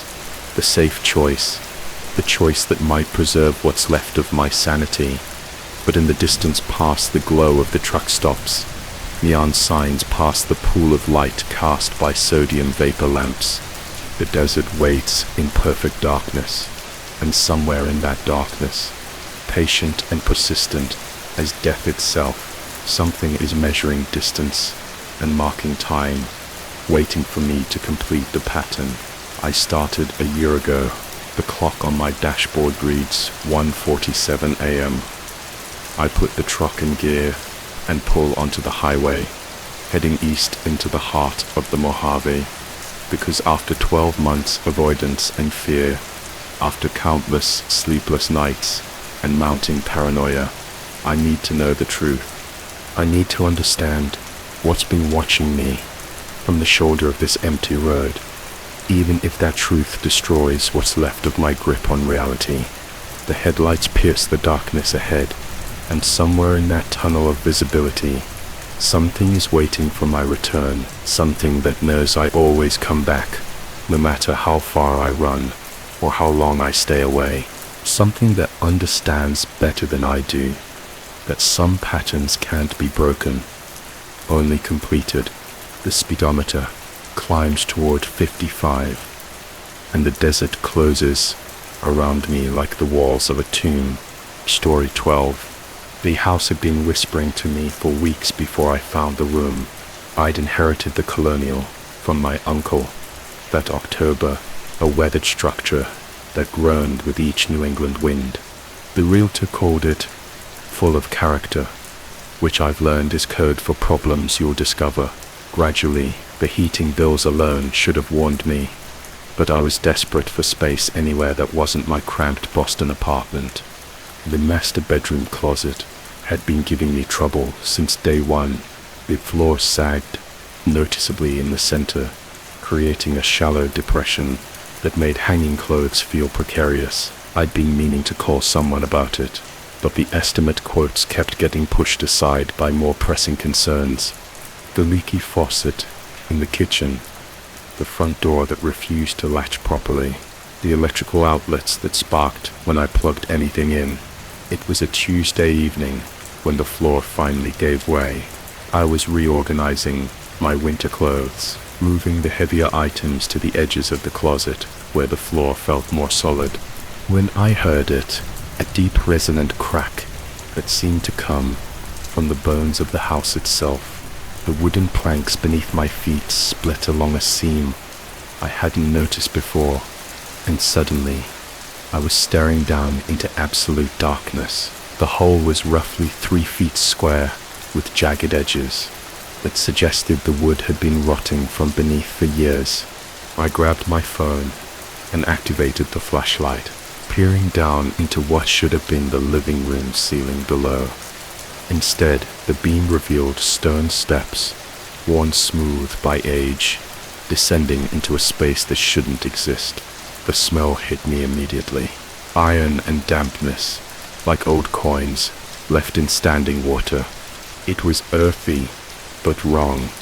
Too metallic to be natural basement odor. I knelt at the edge of the opening, playing the light across the stonework. The steps were carved directly into bedrock, each one perfectly leveled. Despite their obvious age, whoever had built them had done so with precision and care. My first thought was logical. This was some kind of colonial era storage cell forgotten and sealed off during renovations. New England houses were full of such discoveries. The internet was packed with stories of homeowners finding everything from Prohibition-era liquor, stees, to Revolutionary War artifacts tucked away in hidden spaces. But as I lowered myself through the opening, my rational explanations began to crumble. The space below was exactly the size of the bedroom above. No more, no less. The walls were the same smooth stone as the steps fitted together without mortar. in a style that predated the house. By centuries, my phone's light revealed that the ceiling was low enough that I had to hunch slightly. As I moved around the perimeter, the room was completely empty, except for one corner where the stone dust had been disturbed, not scattered randomly, but arranged in a way that suggested someone had been sitting there for extended periods. The pattern was too precise to be accidental, a clear semicircle where a body might rest with smaller disturbances, where hands might have traced patterns in the accumulated grit. I stood in that corner trying to imagine who might have spent time here, and when the dust pattern looked fresh, not decades old, some of the markings in the grid appeared almost deliberate, like someone had been drawing or writing in the accumulated sediment. That's when I felt the first touch of something that wasn't quite air. The temperature in the hidden room had been constant since I descended, cool, but not uncomfortable. But as I crouched in that disturbed corner, examining the dust patterns more closely, I felt a distinct change in the atmosphere. The air seemed to thicken, becoming almost tangible against my skin. It moved against me with deliberate pressure, like an invisible current flowing through the space. I stood up quickly, suddenly aware of how completely cut off I was from the world above. The opening in the closet floor seemed impossibly distant, and my phone's battery indicator showed I was already down to 30%. The logical thing would be to climb back up, seal the hole temporarily, and call someone to investigate properly during daylight hours. But as I moved toward the stone steps, the air current intensified. It felt like resistance, as if the space itself was reluctant to let me leave. The sensation was subtle, but unmistakable.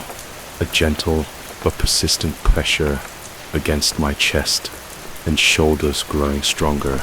As I approached the exit, I forced myself up the steps anyway, pulling myself through the opening with an effort that seemed disproportionate to the short climb. The moment I cleared the hall and stood back in my bedroom, the pressure vanished completely. The air felt normal again, light and unremarkable. But as I turned to close the closet door behind me, I felt it a definitive push against my left shoulder, gentle but unmistakably deliberate. The closet door swung shut with a soft click that seemed to echo through the house. That was 3 weeks ago, and I haven't been sleeping well since the first few nights. I convinced myself I was processing the shock of the discovery. Finding a hidden room in your house isn't something that happens every day, and it was natural that my mind would be active working through the implications.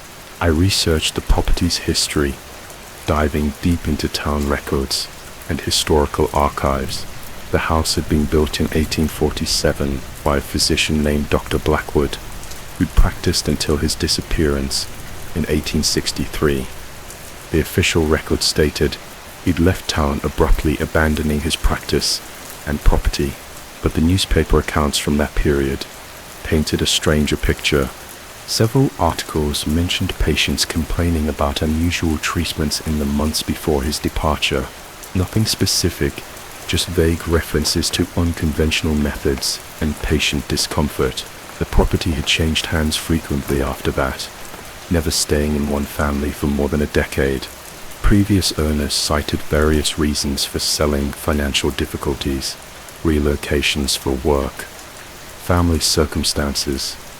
But reading between the lines, I began to notice a pattern of vague dissatisfaction that none of them seemed able to articulate clearly. The research should have been reassuring. Old houses came with stories, and most of those stories were more colorful in the telling than they'd been in the living.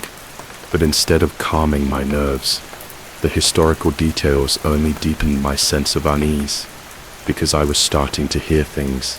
It began with the wall shared between my bedroom and the closet. If I pressed my ear against it, I could hear something that might have been whispers, not words, nothing clear enough to understand, but a soft, rhythmic seize that seemed to come from the hidden room below. It was barely audible, right at the edge of perception, the kind of sound that made me question whether I was hearing anything at all. I tried recording it with my phone, positioning the device against the wall in various locations, but every recording came back empty. Nothing but the ambient sound of the house settling and the distant hum of the heating system. According to the audio files, the whispers didn't exist yet. They continued night after night, growing gradually more distinct.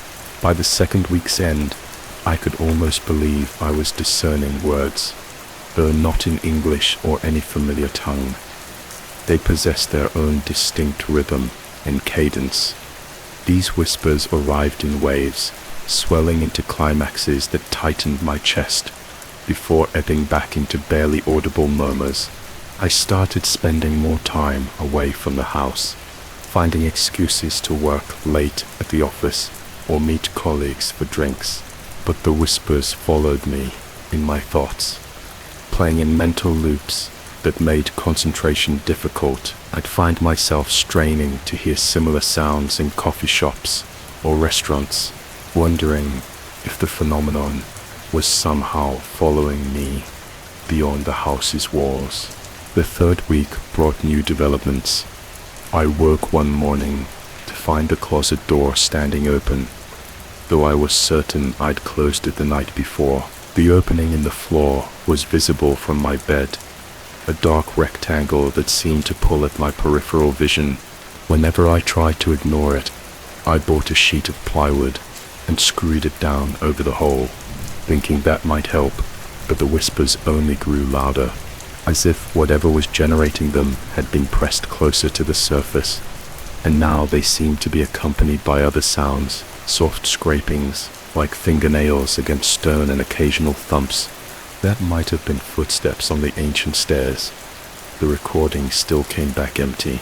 I tried different apps, various recording devices, even borrowed professional equipment from a friend who worked in audio production.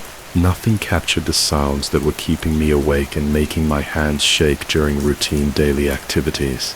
Last night, I finally worked up the courage to remove the plywood.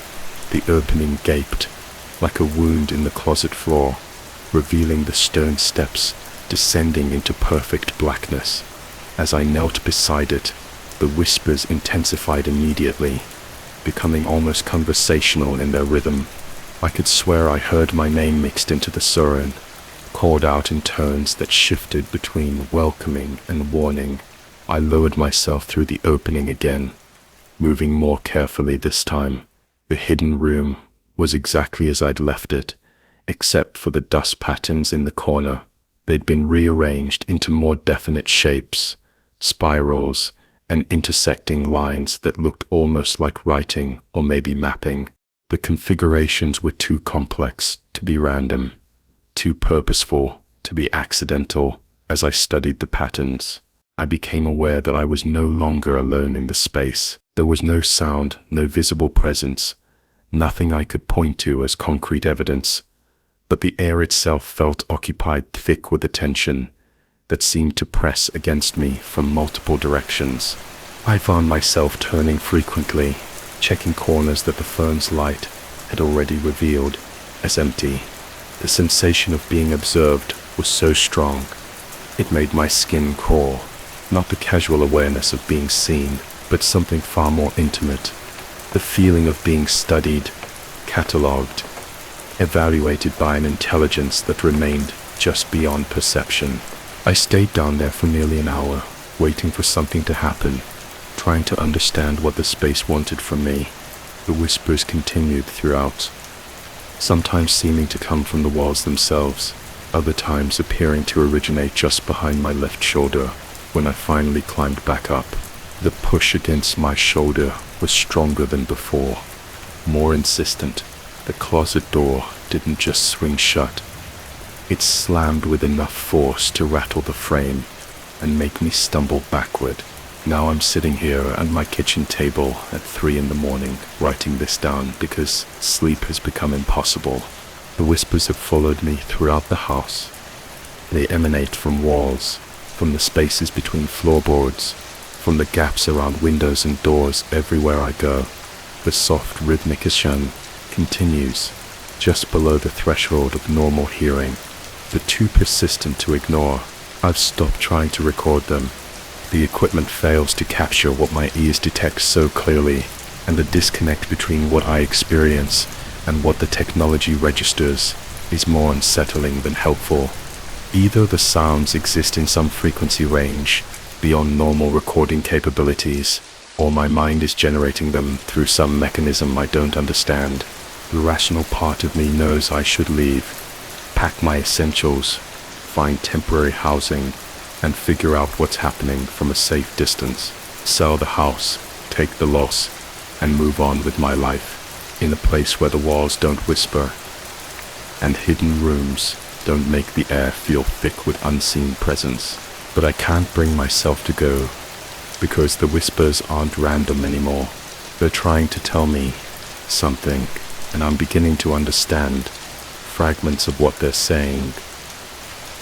The language is becoming familiar, even though I know I've never heard it before. The rhythms match patterns that feel encoded in my consciousness, like recovered memories of conversations I never had. And sometimes when I press my ear to the bedroom wall, in the perfect silence of pre-dawn hours, I swear I can hear my own voice whispering back. Story 13. The first time I heard him play the fluorescent lights in the Riverside Public Library seemed to flicker in rhythm with his finger picking. I'd been researching local folk traditions for my thesis when the soft melody drifted from the community room, weaving between the whispers of turning pages and the distant hum of the heating system. November and Cedar Falls meant early darkness, and the library's windows had already turned into black mirrors, reflecting our hunched forms among the stacks. His voice carried a slight accent that suggested rain-soaked streets and industrial chimneys, though when I later asked, he claimed Manchester as home with the casual certainty of someone reciting their address. The guitar case at his feet bore stickers from venues I'd never heard of, their edges curled and faded like old photographs left in sunlight.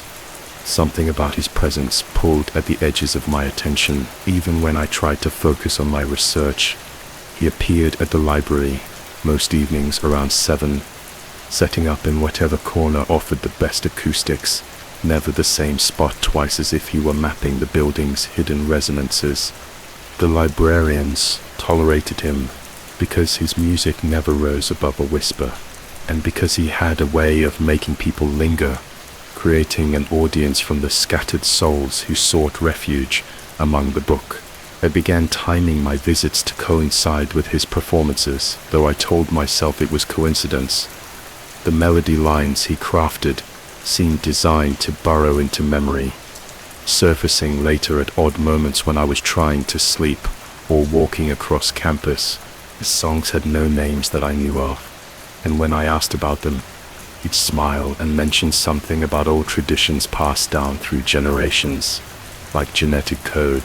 The first inconsistency should have been a warning. During one of our brief conversations, he mentioned playing the Manchester Apollo in '98, but later referred to a gig at the same venue in 2003 as his first time there. The details shifted like sand whenever I tried to pin them down, but his stories were delivered with such casual confidence that I found myself doubting my own memory rather than his. He had a way of appearing in peripheral vision before materializing fully, as if reality needed a moment to catch up with his presence. I'd be scanning the philosophy section and catch a glimpse of movement, only to find him already seated in the far corner, tuning his guitar with the deliberate precision of ritual. The night I invited him for coffee marked the beginning of what I can only describe as a gradual displacement of certainty. We sat in the campus cafe, fluorescent lights casting harsh shadows across the orange plastic furniture. He spoke about growing up near the Pennines, describing fog that rolled down from the moss like something alive, but his accent seemed to fade in and out like a radio station drifting beyond range. When I mentioned my own background growing up in wheat fields, that stretched to every horizon. He nodded with the kind of recognition that suggested shared experience. But then he asked questions that revealed a geographic understanding too precise for casual knowledge. He knew about the abandoned grain elevator on Route 220, the one that had been empty since I was 12. He described the way sunset painted its rusty sides with an accuracy that made my skin crawl with the peculiar chill of being truly seen. The field trip to the Natural History Museum should have been routine 3 hours of cataloging regional artifacts for Dr. Hernandez's class, followed by a brief presentation on cultural preservation techniques. I packed my notebook and camera, prepared for another afternoon of dusty display cases and carefully controlled lighting. He was there before I arrived, studying a collection of pioneer tools with the absorbed attention of someone reading scripture.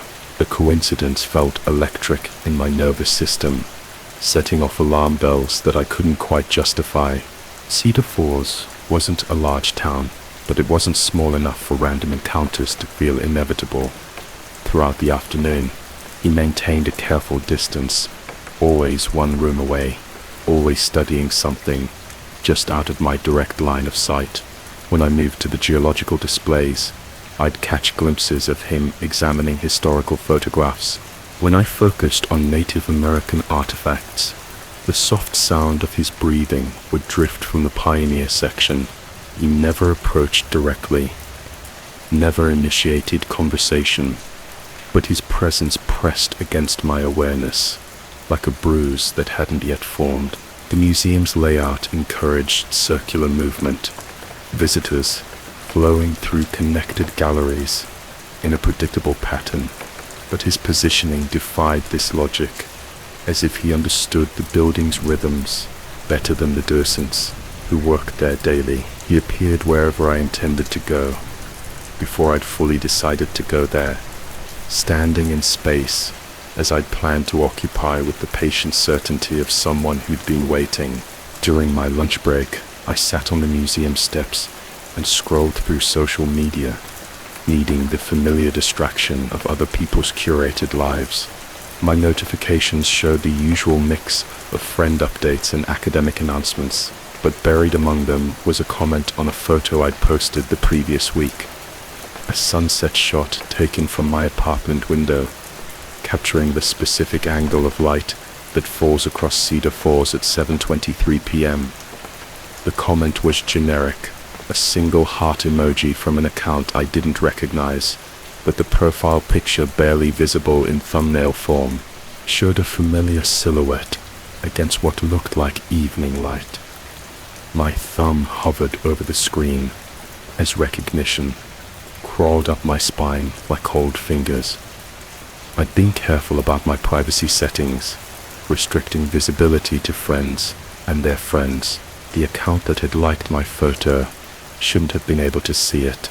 I clicked through to the profile, but it had vanished, leaving only the ghost of its interaction in my notification history. That evening, I mentioned the museum encounter to my partner, describing it as one of those weird small-town coincidences that feel more significant than they are. But as I spoke, I watched his expression change, recognition dawning like storm clouds, gathering on a clear horizon. He asked to see my phone, scrolling through my recent photos with the methodical thoroughness of someone searching for evidence. When he found the musician's face among the candid shots from the library, his reaction was immediate and visceral, a sharp intake of breath, followed by the kind of silence that precedes revelation. The name he spoke wasn't the one I'd been given, according to my partner. The man in my photographs had a history that stretched back through various online communities, a pattern of manufactured identities and carefully crafted deceptions, dating profiles with different names and backstories, social media accounts that contradicted each other, a trail of digital breadcrumbs that led nowhere and everywhere simultaneously.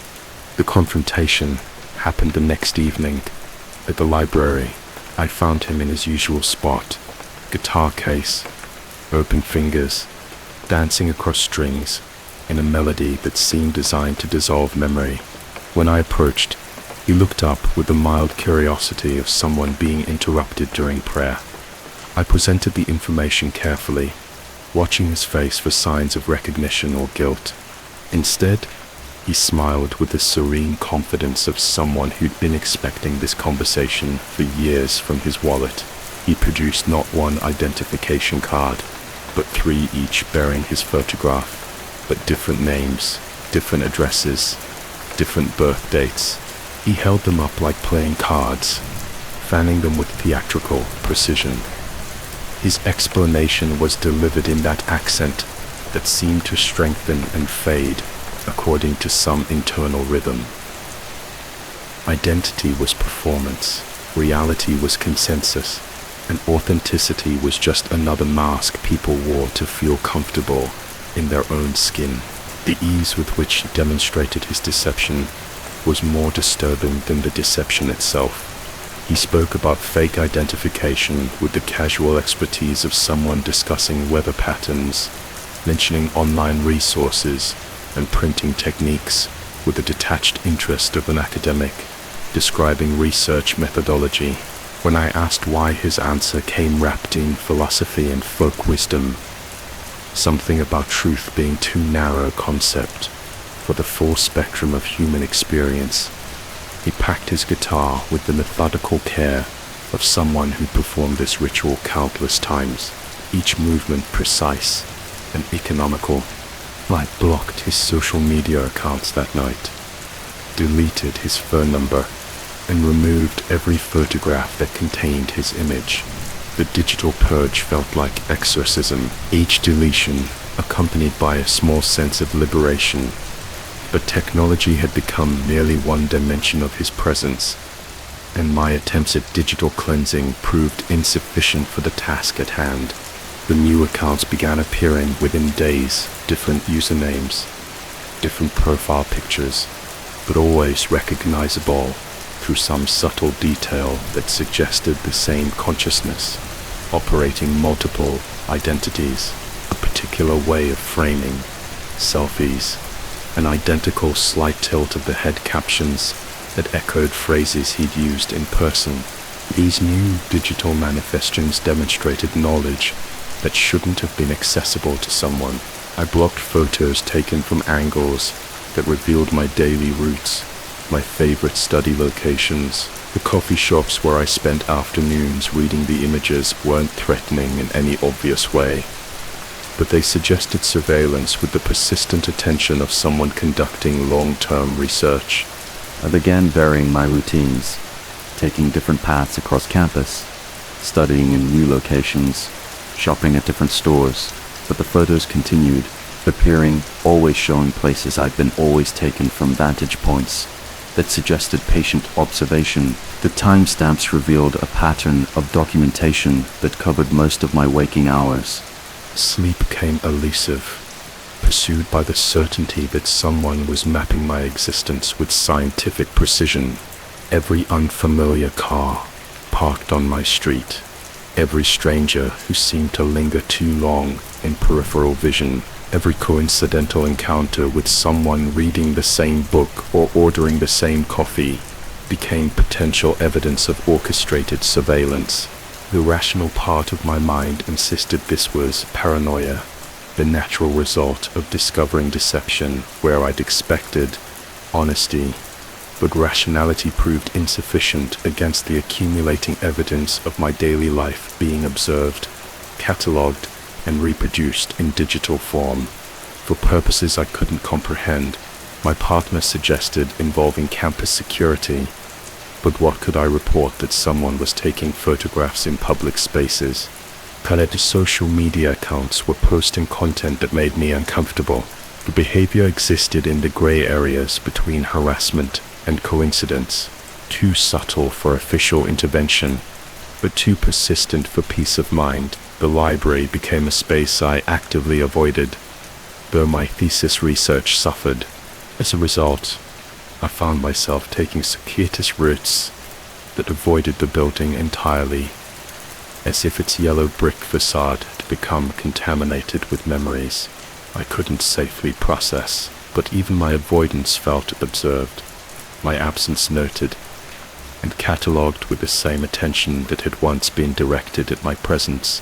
As winter tightened its grip on Cedar Falls, the landscape shifted, becoming alien and menacing.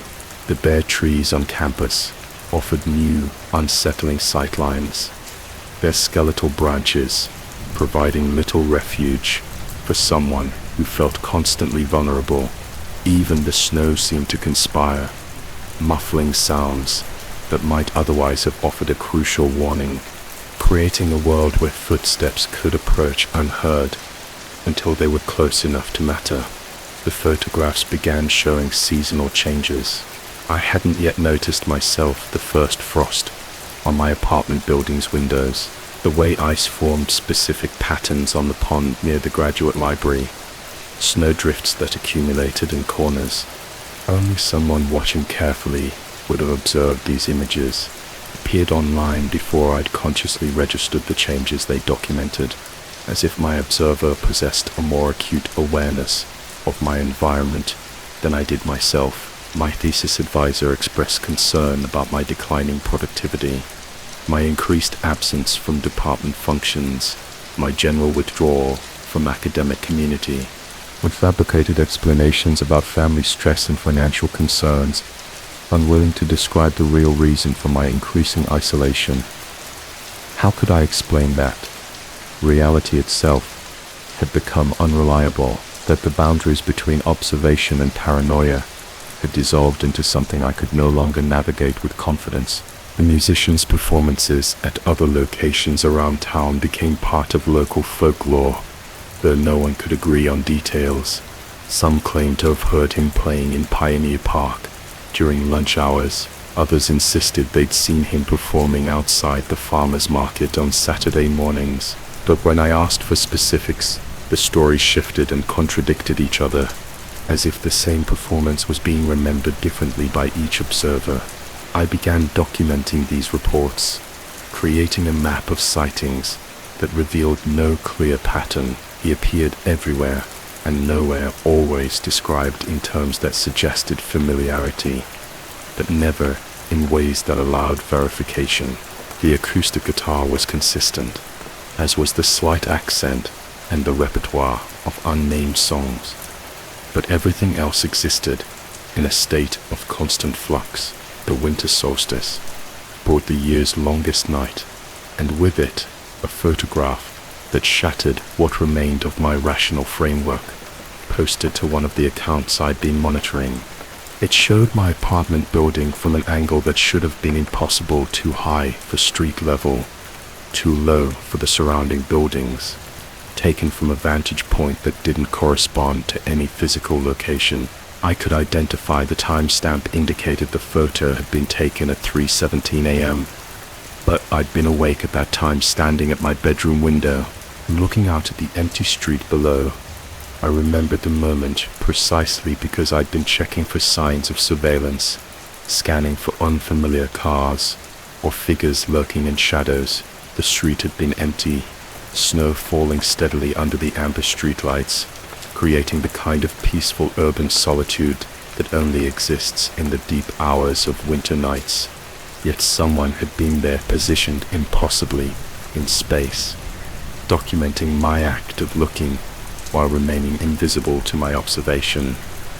The photograph existed as proof of a presence that defied physical law, suggesting either technology I didn't understand or phenomena that existed outside my framework for comprehending reality. I printed the image and studied it with magnification, searching for signs of digital manipulation or composite construction, but the lighting was consistent. The shadows fell naturally, and every detail matched my memory of that specific moment in time. If it was fabricated, the craftsmanship exceeded anything I could identify or explain.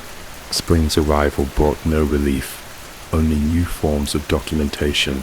The photographs now showed seasonal transitions with prophetic accuracy. Buds, on trees that wouldn't bloom for weeks, grass beginning to green in patches that were still snow-covered when I checked them personally. These images suggested either time-lapse photography taken over extended periods, or knowledge of natural processes that bordered on supernatural understanding. The accounts multiplied faster than I could identify and block them, a hydra of digital identity that regenerated endlessly. Each new profile contained subtle references to previous incarnations, creating a genealogy of deception that stretched back further than I'd initially realized. Some accounts showed posting histories that predated our first encounter by months, suggesting preparation for a relationship I believed to be spontaneous. My academic performance deteriorated beyond recovery. The thesis that had once felt achievable became impossible to complete. My research notes scattered and incomplete. My analysis fragmented by the persistent certainty that someone was reading over my shoulder, even when I worked alone in locked rooms. The university's counseling services provided temporary relief, but I couldn't explain the full scope of my concerns without sounding delusional. The final photograph appeared on a humid evening in late spring, posted to an account that used my own name as its handle. The image showed me sitting at my desk, working on my laptop, taken from inside my apartment, from an angle that suggested the photographer had been standing directly behind my chair, but I'd been alone that evening. Doors locked, blinds closed, working in the isolation I'd cultivated as protection against external observation. The metadata revealed no useful information. Timestamps that might have been accurate or completely fabricated, geolocation data that pointed to coordinates in the middle of the Atlantic Ocean, but the image itself was undeniably real, showing details of my living space that no one else should have been able to document. I am writing this account now with the certainty that he's still watching, still documenting, still existing in the spaces between reality and performance, where truth becomes indistinguishable from elaborate fiction. The rational explanations I once clung to have dissolved under the weight of accumulated impossibility, leaving me suspended.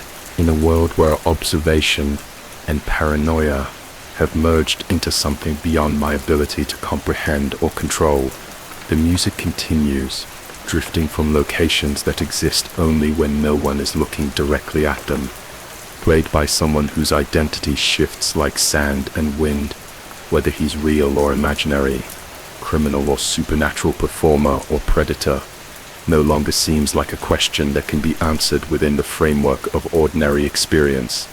Sometimes I wonder if I'm the performance, now my growing paranoia and social isolation serving as entertainment for an audience I'll never see. The boundary between observer and observed has become so thoroughly blurred that I can no longer determine which side of the lens I occupy, or whether the distinction has any meaning. In a world where reality itself has become negotiable, the photographs still appear, documenting a life I'm no longer certain I'm actually living, and somewhere in the spaces between digital and physical, between performance and truth, between sanity and whatever lies beyond it, the music plays on, marking time in a reality that refuses to hold still long enough to be properly understood. Story 40.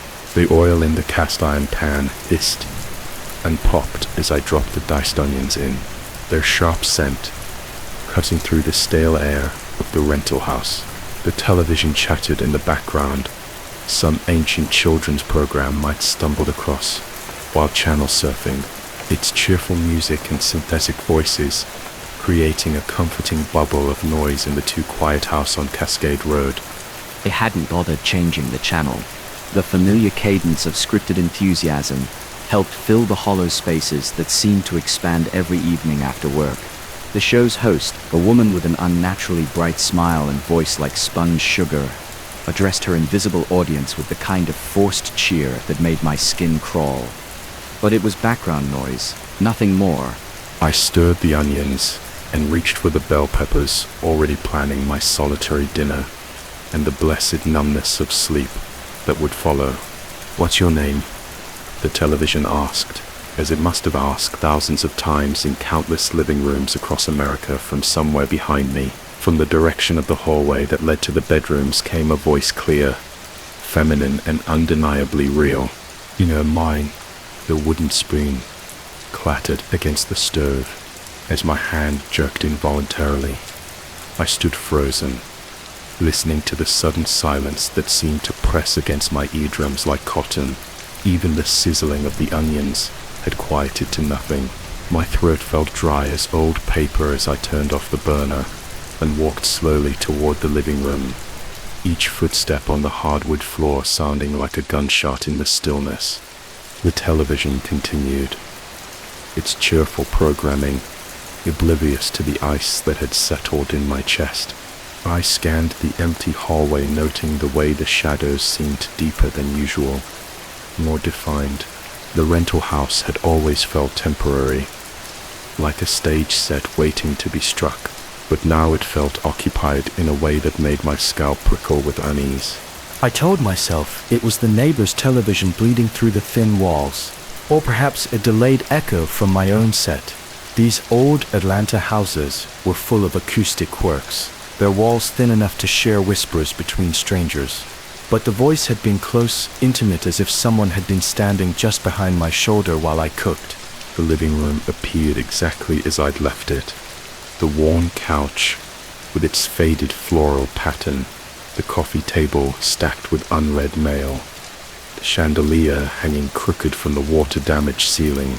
But something was wrong with the light. The room seemed dimmer than usual, and as my eyes adjusted, I noticed that one of the bulbs from the 5-bulb fixture was missing.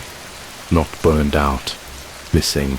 I found it on the coffee table, placed with deliberate care in the exact center, its metal threads still warm to the touch. The bulb sat there like an offering or a message, perfectly positioned, as if someone had taken great care in its placement. I picked it up, turning it over in my palm, feeling the weight of it, the impossibility of it. The chandelier hung 8 feet above the table, even standing on the couch. I would need a ladder to reach it. My mouth tasted of copper pennies as I screwed the bulb back into its socket, with my hands shaking slightly as I climbed onto the couch cushions. The light flickered once before, settling into a steady glow that seemed to make the shadows in the room shift and arrive at the edges of my vision. That night, I lay in bed, listening to the house breathe around me, every creak of settling wood, every sigh of wind through the eaves seemed amplified and deliberate. The rental agreement had mentioned the house's age, built in 1954. It had housed dozens of tenants. Over the decades, I wondered about them as I stared at the water stain on the bedroom ceiling that looked like a face in the dim light filtering through the curtains. The sleep that finally came was fitful and broken, full of half-remembered dreams, where voices whispered just beyond the range of understanding. Morning brought no relief. I found my scarf, the blue wool one I'd hung on the hook by the front door, tied in an elaborate knot and draped over the back of the kitchen chair. The knot was complex, nautical in its precision, with loops and twists that spoke of knowledge I didn't possess. I'd never been in the Navy, had never learned to tie anything more complicated than my shoelaces. Yet, here was this perfectly executed sailor's knot in my own scarf. I took photographs with my phone, documenting the strange intricacy of the thing before untying it with clumsy fingers that seemed to forget their usual dexterity. The scarf came free, eventually, but the memory of those precise loops lingered in my mind. Like a splinter work, provided temporary escape from the mounting unease. But even there, in the sterile environment of the office, I found myself jumping at shadows, turning at the sound of footsteps that belonged to no one, My colleagues started giving me worried glances, questioning my well-being and sleep patterns. I offered explanations about adapting to a new environment and the pressures of my recent relocation to Atlanta. However, their worry only fueled the increasing paranoia that seemed to trail me like an unshakable shadow. The house welcomed me back each evening with its familiar emptiness, but the emptiness itself had taken on a quality of expectancy, as if the rooms were holding their breath. I began to notice things, small displacement that could have been explained away by forgetfulness or fatigue, but which accumulated like drops of water wearing away stone. A book I'd left on the kitchen counter appeared on the bathroom sink. The television remote, which I always placed on the coffee table, turned up wedged between the couch cushions.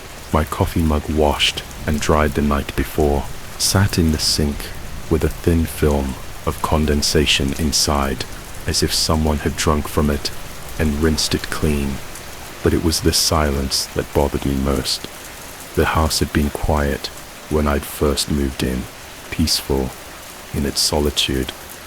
Now the silence felt pregnant with presence thick with unspoken words and barely contained breath. I found myself turning up the television louder each night, desperate to fill the spaces where something seemed to be listening. The third incident happened on a Thursday evening, as autumn rain drummed against the windows. I'd been reading in the living room when I heard what sounded like footsteps in the hallway, slow, deliberate, and unmistakably real. My book fell from nerveless fingers as I sat perfectly still, straining to hear past the rain's percussion. The footsteps stopped directly outside the living room entrance. I could feel a presence there, patient and watchful, separated from me by nothing more than air and intention. The temperature in the room seemed to drop several degrees, and I found myself shivering despite the sweater I wore. Minutes passed like hours before I finally worked up the courage to investigate. The hallway stretched empty and silent, but the hardwood floor was marked with wet footprints. Bare feet, delicate and feminine, leading from the bathroom to where I'd heard the presence stop. The prints were fresh, still glistening in the overhead light, but they led nowhere. They simply ended as if their maker had dissolved into the charged air of the house. So I followed the trail backward to the bathroom, where I found the medicine cabinet standing open, its mirror reflecting an empty room inside. My toiletries had been rearranged with the same deliberate care that had marked the placement of the light bulb. My razor toothbrush and prescription bottles were lined up in perfect symmetry, labels facing forward, like products in a pharmacy display. Sleep became elusive. I lay in bed each night, listening to the subtle sounds of occupancy that had no source, the soft closing of doors, the whisper of fabric against skin, the barely audible hum of someone moving through rooms I could not see. My eyes grew hollow with exhaustion, and my hands developed a fine tremor that I couldn't quite control. The rational part of my mind offered explanations: stress, isolation, the natural tendency of the human brain to find patterns in randomness. Perhaps I was moving things myself and forgetting, acting out some subconscious drama of displacement and loneliness, the alternative that I was sharing my temporary home with. Something that defied explanation, seemed too impossible to entertain seriously. But impossibility is a fragile thing, easily shattered by persistent evidence. On the seventh night, since the voice had first answered the television, I woke to find my bedroom door standing open. I always closed it before sleep, a habit born of years of living alone. Yet there it stood, revealing the dark hallway beyond like a mouth preparing to speak. The air that drifted through the opening was cold and carried with it a scent. I couldn't identify something floral and old-fashioned, like perfume that had been stored in a drawer for decades. Arose from bed on unsteady legs, and approached the doorway with the caution of prey sensing a predator. The hallway stretched before me in shades of grey and black empty, yet somehow full of watching presence. My bare feet found the cool hardwood, and I stepped into the corridor with a mixture of terror and desperate curiosity. The house felt different at night, older somehow, as if the darkness had stripped away the veneer of the familiar and revealed something more fundamental underneath. I could hear my own heartbeat echoing in my ears as I moved toward the living room, drawn by an impulse I couldn't name. She was there, was not visible, not precisely, but present in a way that made the hair on my arms stand electric and my breath catch in my throat. The living room felt crowded, with her existence thick with the weight of attention focused entirely on me. I could sense her shape in the negative space, the way the shadows felt differently around where she might be standing, the subtle displacement of air that spoke of a form both there and not there. The television flickered to life without anyone touching the remote. The same children's program filled the screen, though at this hour it should have been nothing but static or test patterns. The host's cheerful voice filled the room with its synthetic warmth, asking questions of an audience that existed only in the space between transmission and reception. "What brings you joy?" the television asked, and I felt rather than heard the answer that seemed to vibrate through the floorboards beneath my feet. "You do." My voice cracked as I finally found the courage to speak aloud, addressing the presence that filled the room like held breath. I told her, whatever shared my space, that I would be leaving soon, that the lease was month to month, and I had no intention of staying past the holidays. The words tumbled out in a rush, explanations and apologies, directed at an entity I couldn't see and wasn't certain existed outside my own unraveling sanity. The television went dark with a soft click, as if invisible fingers had found the power button. In the sudden silence, I felt the presence shift and settle like a cat curling up in a sunny patch of floor. There was something almost satisfied in the quality of the attention that remained focused on me, the feeling of having been heard and understood in ways that language couldn't quite capture. I returned to bed, but didn't sleep.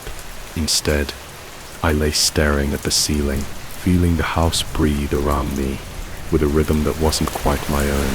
The presence that had filled the living room seemed to disperse, gradually settling into the walls and floorboards like smoke being absorbed by fabric. Dawn brought no revelations, no dramatic resolution to the questions that had taken root in my mind. Like invasive plants, I packed methodically. Over the following days, each item wrapped and stored with the careful attention of someone trying not to disturb a sleeping animal. The house remained quiet during this process, almost cooperative, as if whatever inhabited its spaces understood that my tenancy was drawing to a close. On my last morning, as I loaded the final boxes into my car, I found one last message waiting for me on the kitchen counter, spelled out in letters cut from newspaper and magazines, with the precision of a ransom note, with the words, "Thank you for staying." I left the letters where I found them, a small offering for whatever had shared those weeks with me. The drive away from Cascade Road felt like awakening from a dream, or perhaps like falling asleep into one. The rational world reasserted itself with each mile that passed, offering comfortable explanations for what couldn't be comfortably explained. But sometimes in the quiet moments between sleep and waking, I find myself wondering about the house and its patient occupant. I wonder if she's still there, waiting for the next temporary tenant to provide brief company in her endless residence. I wonder if the voice I heard was born from loneliness, mine or hers, and whether the distinction matters in the end. The new apartment is bright and modern, filled with the sounds of living neighbors, and traffic. There are no unexplained voices here, no mysteriously rearranged objects, or impossible knots tied in familiar things. This should feel like relief, this return to the explainable world. Instead, it feels like exile from a truth too strange to name, or too persistent to forget entirely. Some nights, when the silence grows too complete, I find myself almost missing the weight of that watchful attention, the knowledge that somewhere in the shadows, something was listening with the intensity of perfect understanding. The question that haunts me isn't whether she was real. I've learned is more fluid than we like to believe. The question is whether I was the ghost in her story, a temporary disruption in the long patient existence of something that had found its home in the spaces between explanation and acceptance. I keep the photographs of the sailors, not on my phone, sometimes studying them in quiet moments, tracing the pattern of loops and twists that my hands could never have created. They remind me that some mysteries are meant to be experienced rather than solved, and that the boundary between the possible and impossible is thinner than we imagine. As thin as the voice that answers when we think we're alone, as delicate as the touch that rearranges our familiar world while we sleep. The house on Cascade Road stands waiting patient as stone and twice as lasting.